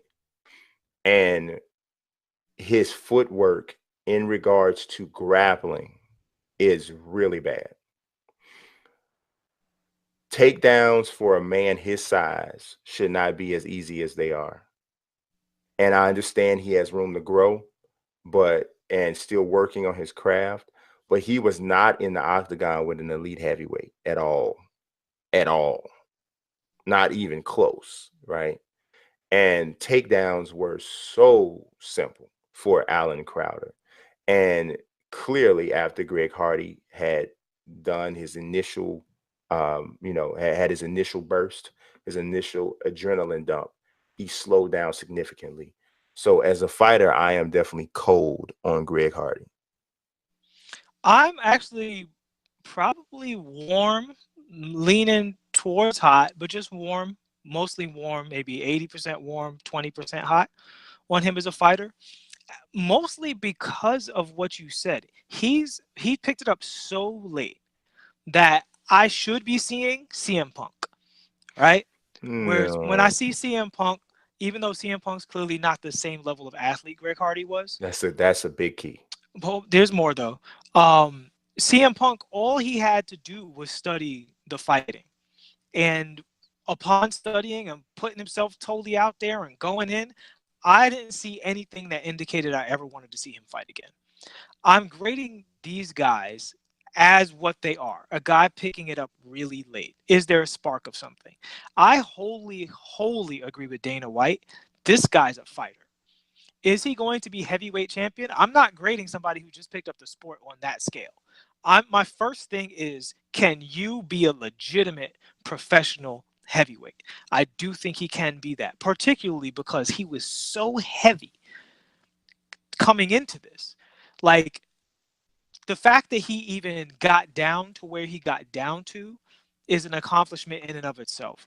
And knowing that his conditioning is only going to go up. Like, he clearly has the discipline to learn. And even though he's obviously not a wrestler, it looks like he has the foundation to become skilled in takedown defense.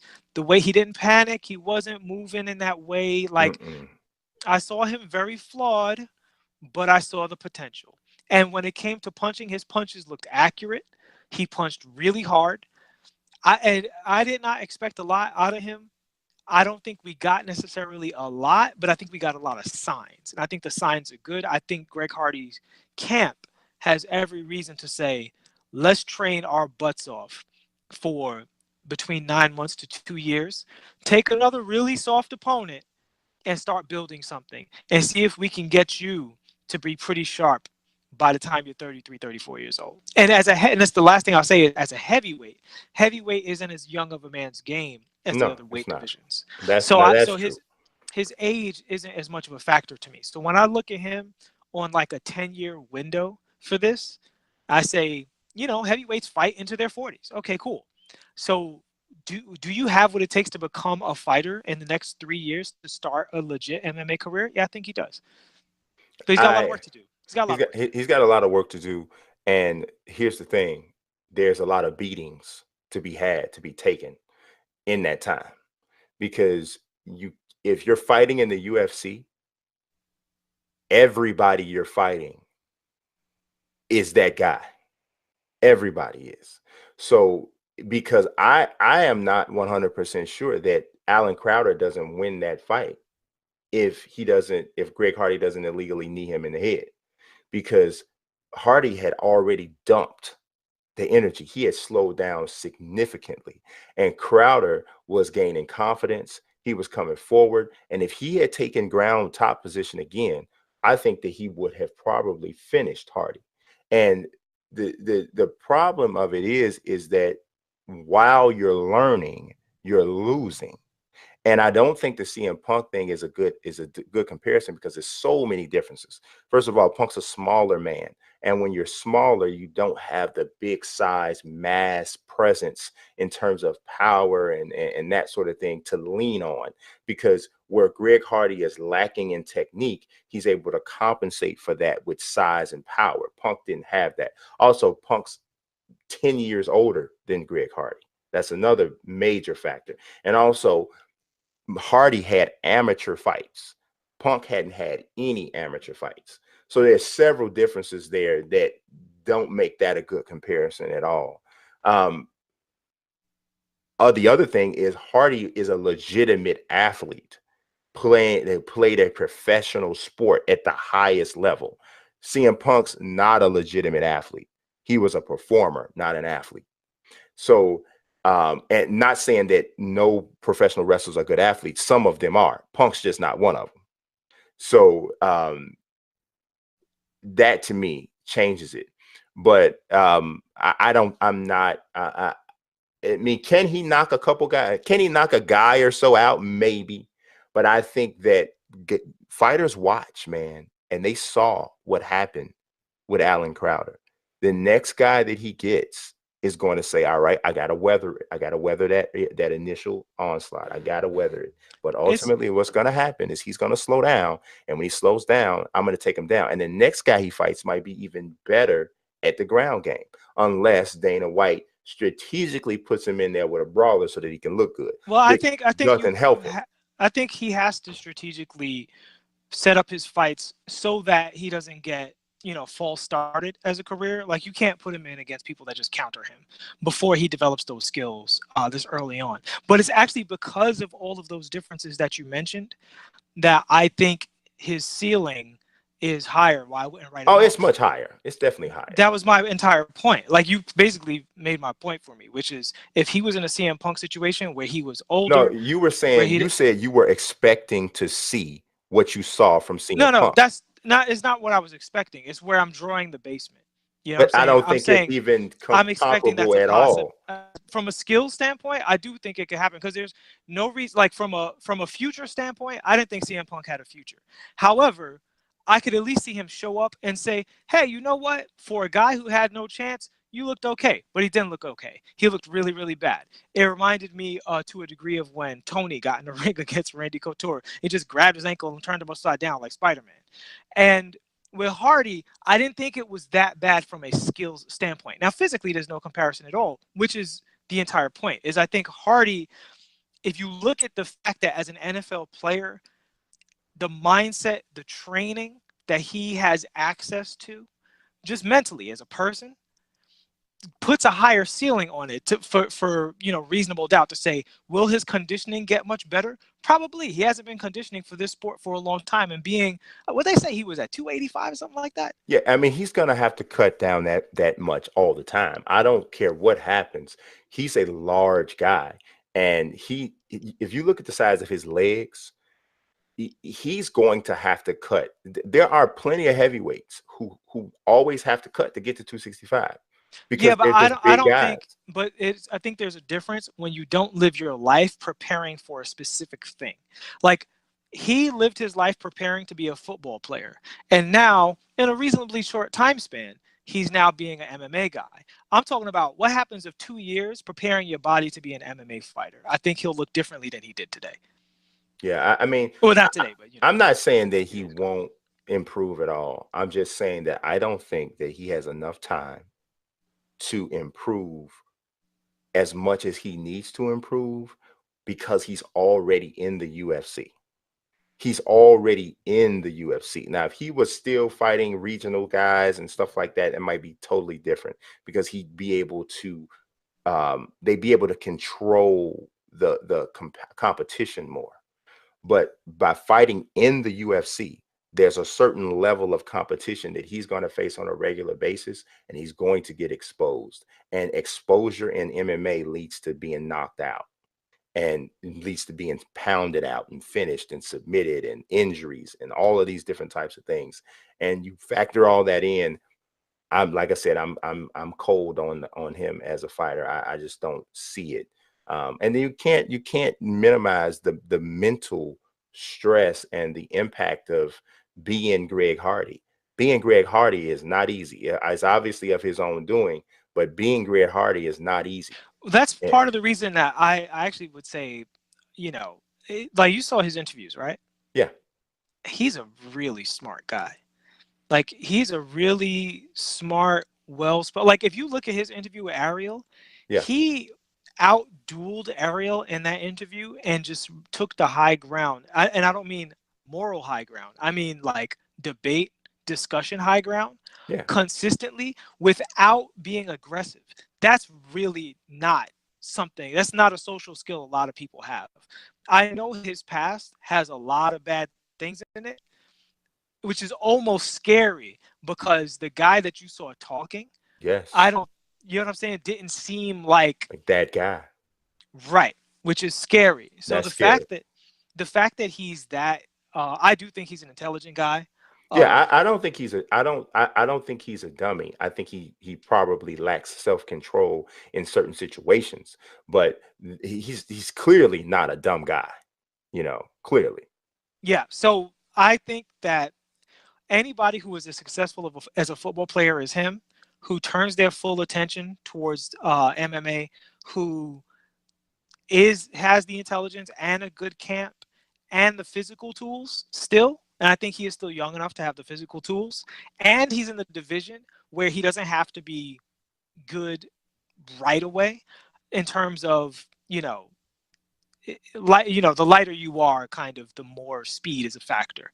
And the stronger you are, the heavier you are, the more strength is a factor. And strength doesn't go away with older age as speed does. So if his camp is smart and if Dana is smart, I do see a way that he could become a UFC fighter. I'm not thinking of him in terms of being a champion or fighting elite other people.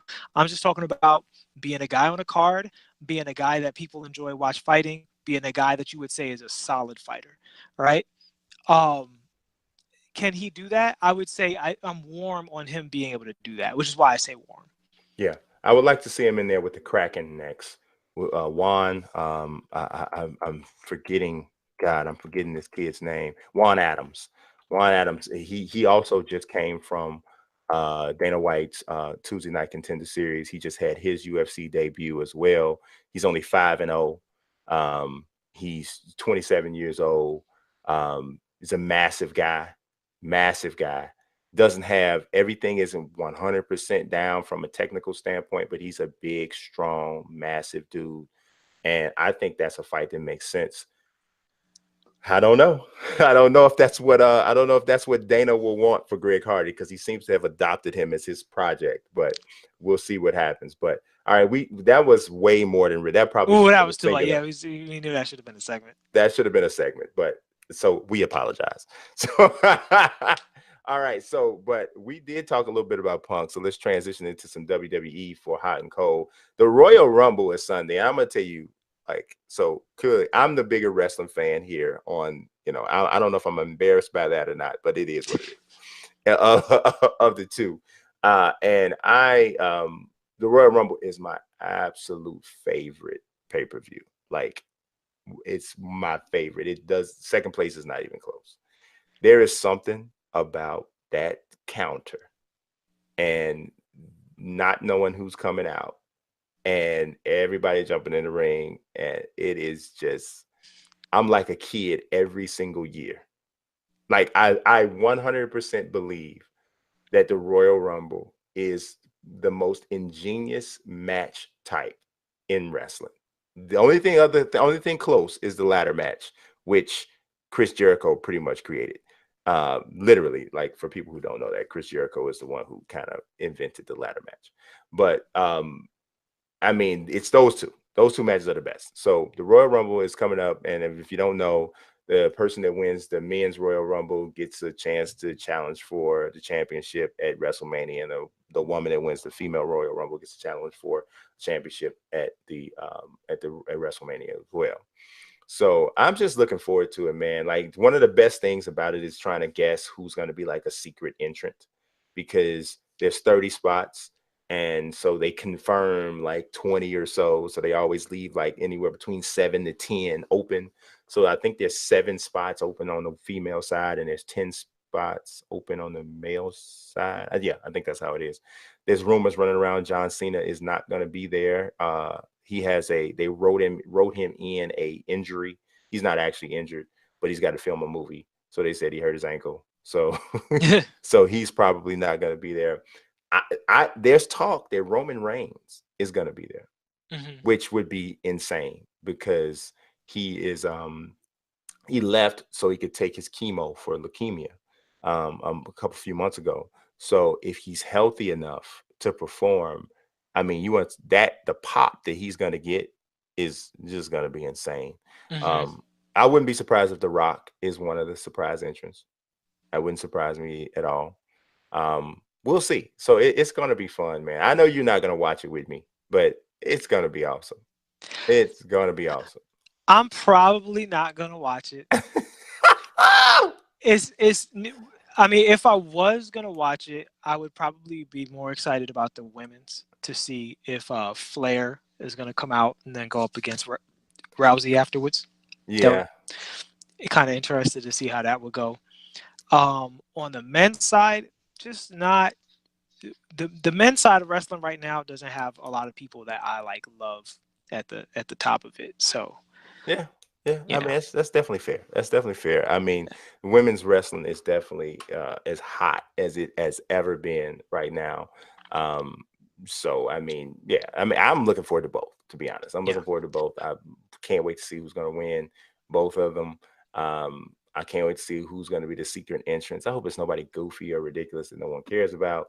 But I want the Rousey storylines to succeed, because I love the idea that because women's sports has grown so much in the past, really the past 10 years in particular, with Serena, with UFC, and then some other spots here and there are more female athletes who could transfer over to the WWE. And I think for a lot of women, that would be a viable career. Yeah. And I'd like to see more female athletes who have the personality, who have the look, who could come up with the character and interact with storylines, so that we don't have as much of Ronda Rousey beating up on women who, before they were in WWE, they were like waitresses. You know what I mean? and it looks like it. Yeah, right? I mean, like Charlotte was like big time volleyball player first. So you got a couple of them that were athletes. Dana Brooke was in like Miss Fitness contest, and so you got a couple of them that were. Fitness is a little different though. Yeah, she was a bodybuilder too. Like, I want to see more performance athletes like Ronda. Yeah, the Paige Van Zandt is very interested in going. So that's what I'm talking about. It would make a ton of sense. So yeah, I'm with you. I see athletes all the time of other sports, and I'm going, man, that person would be great in the WWE. Like Chael Sonnen. Chael Sonnen is the number one all the time. I mean, but he's been offered. He hasn't accepted. Yeah, he's been offered. He just hasn't accepted. I actually interviewed Paul Heyman once, and I was talking to him, and I asked him that question: who are some of the people who you see in other walks of life who you think would be great in the WWE? And Chael Sonnen was the first person he mentioned. He also mentioned the Diaz brothers, which I don't think would work because I don't think their mic skills are good enough. Like they can't. You know who I would like to see too? God, this would be another segment. We This messed is a it good up. segment. You know what? We're gonna hold that for later. I ain't gonna say it. Hold it Hold off. that. Yes, people who would be good in the WWE. We got to write that down. We got to put that down. I'm putting that down now. All right, so we kind of jumping around a little bit with hot and cold. We probably should have put this one ahead of the Greg Hardy one, but this one's about basketball. It is Marc Gasol and Mike Conley Jr. The Grizzlies are supposedly listening to offers for their stars. I don't know about you, but I don't know who in the world is taking Mike Conley's contract. Yeah, it's interesting right now because Mike Conley's in a situation where I do think he could help certain teams. A lot of teams, but not for $34 million. Like, yeah, it's a lot of money. He would be really, really great on Philadelphia if they had a way to get him over there, like by hook or by crook. Just get Mike Conley there with the rest of that crew they have. I would put them in the finals if they could get a healthy Mike Conley in there. So Mike is tough. Gasol's contract is more favorable, and he comes off the books pretty soon. Yeah. But he's also more on the decline than Conley is. He absolutely is. At the same time, I do think he could help a bunch of teams. I don't know. I mean, you know who I think he helps a lot, but I don't think they have a way to get him. I think he helps Houston a lot. Yeah. I don't think they have a way to pull it, but I think he would really help Houston, especially with Capella being down, hurt. Yeah. And then even once Capella comes back, you have a ability to go big, or he can expel Capella off the bench, and he brings a long range shooting ability from a big man, and it's something they don't have on their team. He understands how to play the game. He's a good passer as well. So I think he would really, really help Houston quite a bit. I just don't know if they have the resources to pluck him. Yep, I mean, Danny Ainge has all their draft picks, so. So Danny Ainge will be drafting for the Rockets in 2040. So I don't think that one works. But yeah, I think Gasol is definitely the more movable one, but Mike Conley is probably the guy who could help more teams. Yeah. But the contract just is so crippling that it's not going to work. Yeah, it's a tough contract. It really is. Okay, so let's trade him to Washington for John Wall. They got a bad contract. The people have really been commenting on your hate for John Wall. Like they really have. They feel that you have a problem with him, and I tend to concur. Because you do. He's like one of your favorite guys to pick. It's like either it's Derrick Rose or it's John Wall. Like I don't know what it is, but if the people watch the Sim Hangout, you guys can go through the archives and you'll see that when John Wall was playing well, I gave John Wall credit. When John Wall's team started not only being disappointing over and over in the playoffs, but started to actually vocalize the fact that they did not like playing with him by both saying it and when he sat down, dramatically increasing both their production and particularly level of assists that they had. When you take 10 assists off the floor and the rest of the team has more, like 30 more assists, something like that, that's crazy. I'm just reporting what's going on. I have nothing personal against John Wall. I didn't care about what school he came from. I'm not like a anti-guy from his history. I'm not an anti-Washington Wizards guy. I have no problem with John Wall.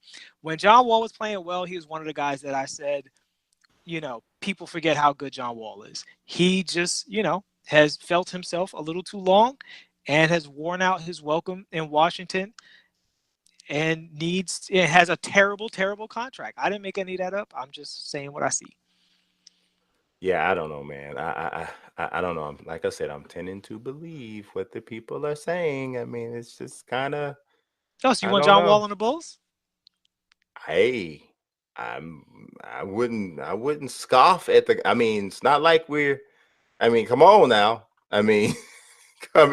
That's you asked that was like come on. I mean, let's look at what we dealing with over here. So yeah, I'm just asking, Yeah, I mean, depends on what had to be given. But John Wall makes like $50 gazillion, so it's it's a lot of money. It is a lot. So for a long time. For a long time. I'm just saying. I'm not saying he's the best bargain in the NBA. I'm just saying you routinely take shots at John Wall. No, I get it because you want him on the Bulls. I can see why you're defensive. The people have noticed. Right. John Wall to the Bulls. Let's speak it into the universe. John Wall to the Bulls. You take a lot of shots at him, but very rarely at Frank Ntilikina. Why would I take shots at the 2-year point guard? The guy who's played 110 games or something like that. 20. You want me to take shots at some 20-year-old kid who's played 20? Who's played 110 games in NBA? Is that what you want? Know. I just want you to be consistent. That is consistent. I consistently say young point guards need time. I say it all the time. Yeah, but you also I don't know. Nelson. I don't know. I'm starting to believe what the people are saying in the comments. You just check them. They're saying it. They're calling you out. So it is what it is. But anyway, let's move on. So I got something that I got to get this off my chest. I have to. All right. And this is going to come like out of left field. And when I say out of left field, I'm almost like I'm literally talking out of left field. Barry Bonds is not going to the Hall of Fame again. And so, the Hall of Fame inductions just took place.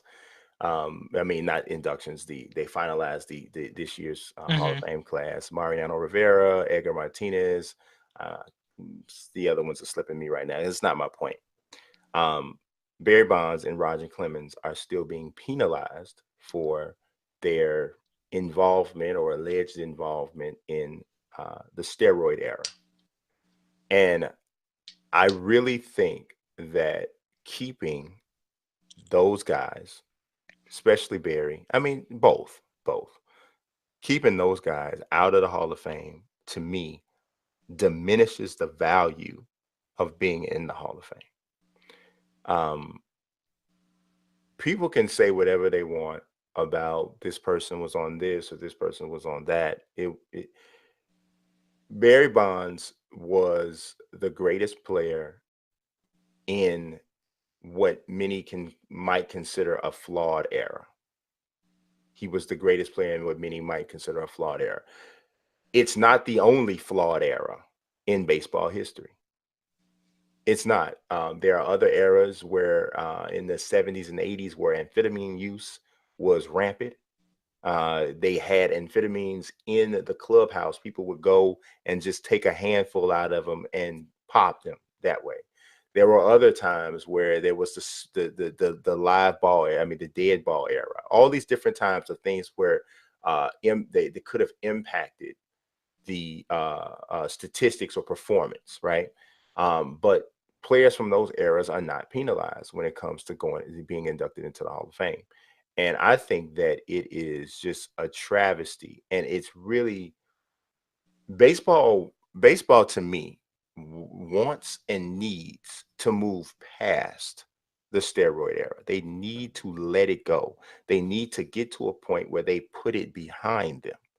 But the longer you continue to penalize and point this spotlight of negativity on the people who are the faces of the era, the longer you keep it in the conversation, the longer you keep people talking about it in that way. Put him in the Hall of Fame. Put Mark McGwire in the Hall of Fame. Put Sammy Sosa in the Hall of Fame. Put Roger Clemens in the Hall of Fame. All of these people who clearly deserve to be there, put them in and just move on. First and foremost, like I've always said, these were not the only people in the world on steroids, if they were even on it. Like there's so much gray area, and I always like to maintain, my journalistic posture and not saying you were on this, you were on that. I understand that, but let's be real. Barry Bonds, and this is one of the things that I think that matters, was a player for a long time and then the steroid era hit, and all of a sudden his head grew to the size of an air conditioner. And he, you know, here's my beef with this whole thing. And I must preface this with saying that all awards or rewards that are voted for and not accomplished, I put less importance on personally. I think what you do is what you do, and given the power to other people's opinions of what you do, should be a little more limited than what it is. Championships and, you know, hitting records and you know, stolen bases, all that stuff is what you did, and that should matter. It shouldn't need this stamp of approval of the Hall of Fame to legitimize you. That having been, and this is overall, same thing with MVP. People don't get to tell you whether or not you were MVP. You either were MVP or you weren't. The telling, I think, is something that the sports media runs with a little too hard. But that's a different subject for another day. For the sake of this discussion, Barry Bonds took steroids in the quote-unquote steroid era to compete with other people who were getting a blind eye turned towards them, taking steroids, because people were hitting all these home runs, and, you know, guys were getting all jacked up on the creatines and the deer antler juice, rubbing on their inner thighs and whatever else they was doing. And when everybody else is allowed to do it, it's institutional. And when it goes on for as long as it did, you guys profited from it. See, it would be different if it was, say, hypothetically, John Jones, who every time he did something bad, they kicked him out. Right? They said, a guy with your out of the octagon issues in our Hall of Fame. And we punished you every step of the way. We gave you redemption when you deserved it, but it was too many times for the Hall of Fame. That would be different. Everybody in the steroid era, they let it rock. You know what I'm saying? And if you let it rock, you were complicit. The dirt is on your hands, just like theirs. And don't come to me with this moral high ground nonsense when it's time to start handing out fancy coats and having ceremonies and putting pictures of people in buildings. No, no, you don't get to make all this money off of Barry Bonds' quote unquote dirty play and Mark McGwire and Sammy Sosa's dirty play and then turn around and be like, how dare they? It is the height of hypocrisy. But again, I think the very Hall of Fame premise is a bit of, you know, give us the power to tell you how good you were, when that's not the ultimate measure of it. Yeah, I honestly think that I've always thought that there was a place, and this kind of goes into the MVP kind of thing. I've always thought that there was a place for something that you simply qualify for based off of accomplishment, that was a measure or a recognition of your greatness, in addition to or in replacement of the traditional Hall of Fame or awards concept, right? Because I am a firm believer that the MOP, the most outstanding player, is quite often different than the MVP, the most valuable player. The most valuable player to me is the guy who his team could not do without, you know, like, and because of him, this team was able to accomplish this certain amount of success. And without him on the team, they would not have been anywhere close to that, right? But then there's a most outstanding player who I think, if you just look at this person from a statistical standpoint, nobody was better than this guy. You know, maybe he played on the team with two other guys who were just as good. So maybe he wasn't quite as valuable to his team because he had two other guys that were just as good. But it doesn't mean that he wasn't better than this other guy who was more valuable to his team. So I think that that's the case for that. And even for, like, from a Hall of Fame concept, I think that if there were a certain, like, benchmark, right? Yeah. And says that if you do this, you're in the Hall of Fame. Or I totally agree with you. Or if it wasn't subjective, I would agree with you. You know, it's like, you know, so if you are a part of two or more championship teams and you have a career batting average of this, or anywhere from this to this, you have this amount of home runs, this amount of RBIs, or this amount of this, or maybe if there's just a general statistic that kind of mails all of that stuff together. Like a career PER. Yes, a career right? PER. Yeah, And where if it was you an have equation. Yeah. you have an equation that says your career PER says you are this. And if you are hit this number, then you're in.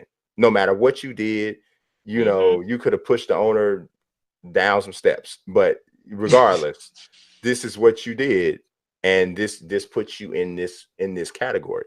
I think that there are people who would go for that. Yeah, I'm with You you, know, because it's the Hall of Fame, not the Hall of Perfect. yes, Right? yes, So, and for the people watching the show, we just solved the Hall of Fame forever. Y'all could go ahead and tag everybody in this link. yeah, Y'all ever have a Hall of Fame discussion? We fixed it. we fixed it. Come up with an equation, take it out of the hand of opinion havers Yes, of the day. Because at the end of the day, the reason I said it's the Hall of Fame and not the Hall of Perfect, Barry Bonds' story is a valuable part of baseball history, for the it is. good, for the great, and the infamous. Mm-hmm. And that story needs to be in there. And I would prefer it if the Hall of Fame wasn't some shrine where they pretended that guys were only their Perfect. best. Right. Get in there and talk about, oh yeah, this guy used to put Vaseline on the ball before he pitched. This Or guy was in that. because Ty Cobb was a racist. I mean, you Yeah, know, yeah. But this guy was before black people was allowed, and he was always on the front line saying, "Don't let him in." Like, yeah, exactly. it's baseball history. That doesn't mean he wasn't a great player. It doesn't mean he wasn't a great player. Anybody that tells you Ty Cobb wasn't a great player is lying. You know what I'm Right. saying? So, I mean, it just is what it is, man. And it doesn't, like you. I like that. It doesn't need to be the Hall of Perfect. It just needs to be. This is the. I mean, I think boxing, which is crazy. I think boxing does it the best. Yeah. I mean, even though they still have some voting, you have to vote guys in, which they had a conversation, and this might even be a whole separate. We coming up with a bunch of segments today, but I had a conversation with the same friend that I was mentioning earlier. I said, is Adrien Broner a Hall of Famer? I said, Adrien Broner is a 4-division world champion. I said, if I named you the other fighters in the world who were 4-division world champions, you'd be like, whoa, man. So he's in some pretty significant company. Now, when you think about Adrien Broner, you don't think Hall of Famer at all. But here's the thing: depending on what your metric was, what your equation was, would he qualify? So that's something that would be interesting to explore for sure. Yeah, I think it's a very interesting thing. But yeah, I think we both agree Barry Bonds should absolutely be in the Hall of Fame, or at least in some institution that recognizes the greatest players that ever lived. Yeah. So I mean, honestly, if you were to create an equation, Barry might he might be the first one in. he might come close to having the highest metric. The only thing I think that would probably hold him back is the lack of World Series rings. Yeah, but we all understand that baseball is it has a different value than basketball, or you know, position wise in football. Football as a quarterback, your championships matter a whole lot. But as a wide receiver, like if you're, if your defense sucked, you could put up, you could have the most yards every year, and and I mean, up on the other end. The quarterback, it matters, but like you said, it's different in basketball. Oh yeah, well, it's quarterback. I would say basketball is the most. Yes. Well, yeah, obviously individual sports is the most. So like tennis, golf is the most. Right. Team sports, basketball is like at the top. Hockey, way up there, right? Then after how you get to football, and it's like, well, first there's the quarterback. Right. And then really nobody else. Yeah, the coaches. The coaches. And I think the players you dealt with what you dealt with. The coaches carry more than the quarterback. Yeah, I would say so. Yeah, from a championship standpoint, so yeah, that's what it is. But I appreciate everybody watching this time. I want to reiterate, guys, this is going to be the last episode of MeBro on this channel. Moving forward, it will be on its own channel. I am really excited about that. I think it's going to be fun, cool, the whole nine. So I can't wait. I can't wait to start it off next week. I have a question for the people. Yes. Will bits still appear on this channel and other channels? And will those bits also be on the main channel, or will they only be on the other channels they appear on? My thought, all of the bits will be only on the new channel. Okay. Only on MeBro. That's cool. it. That's my thought. I don't know. I think it's just easier for everybody. if they can just see everything on one spot. So that's the plan. So as usual, I appreciate you all watching. God bless you and peace. Pocket, I'll be weak. I'm rather unique.